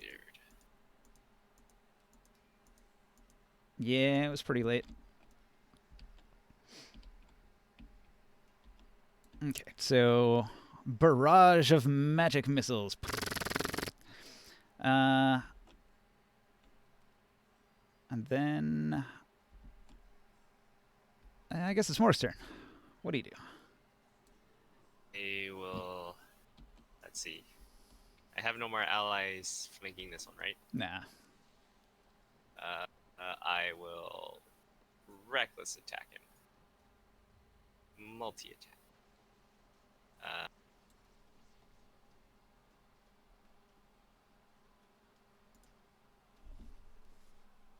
Bite with a wow, that's really bad.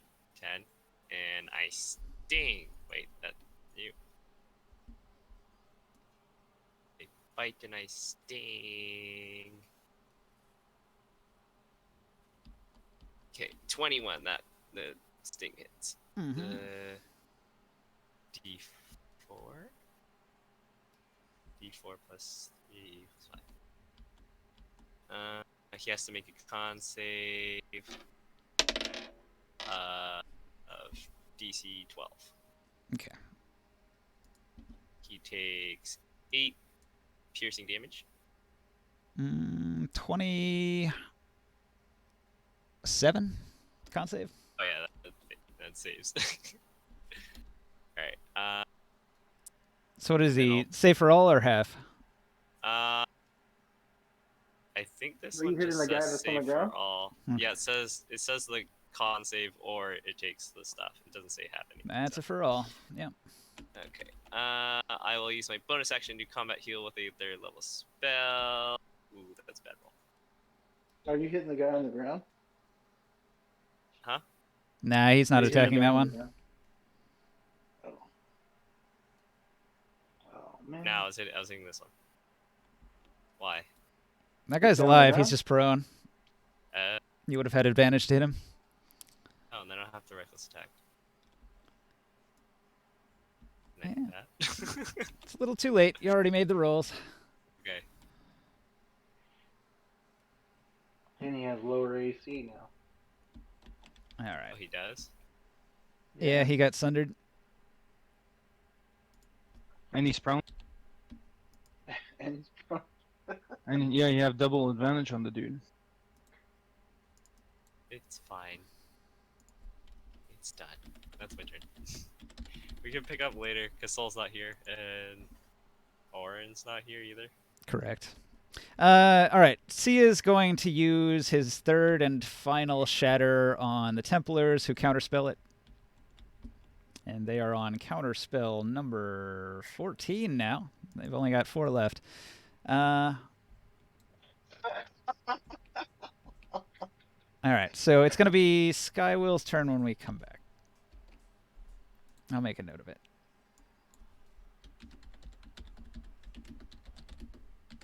Alright. I gotta go. It's late. It is very late. We played until 12:43 a.m. That's pretty impressive. Alright, good night, guys. Good night, Long. Good night. I am going to pack the table and end the Alright guys, bye. scripting. Night. You See got guys next Joe. week. You gotta make sure you save, huh? Yeah, it's your turn to save, Joe. Save the table. Everybody out in Twitch land, thanks for watching. It's been fun. man. The epic battle. I guess it's not actually the finale. It'll be part 1 of the finale, and then we'll actually wrap it up next time. Because they're deep into the intensity of the final battle.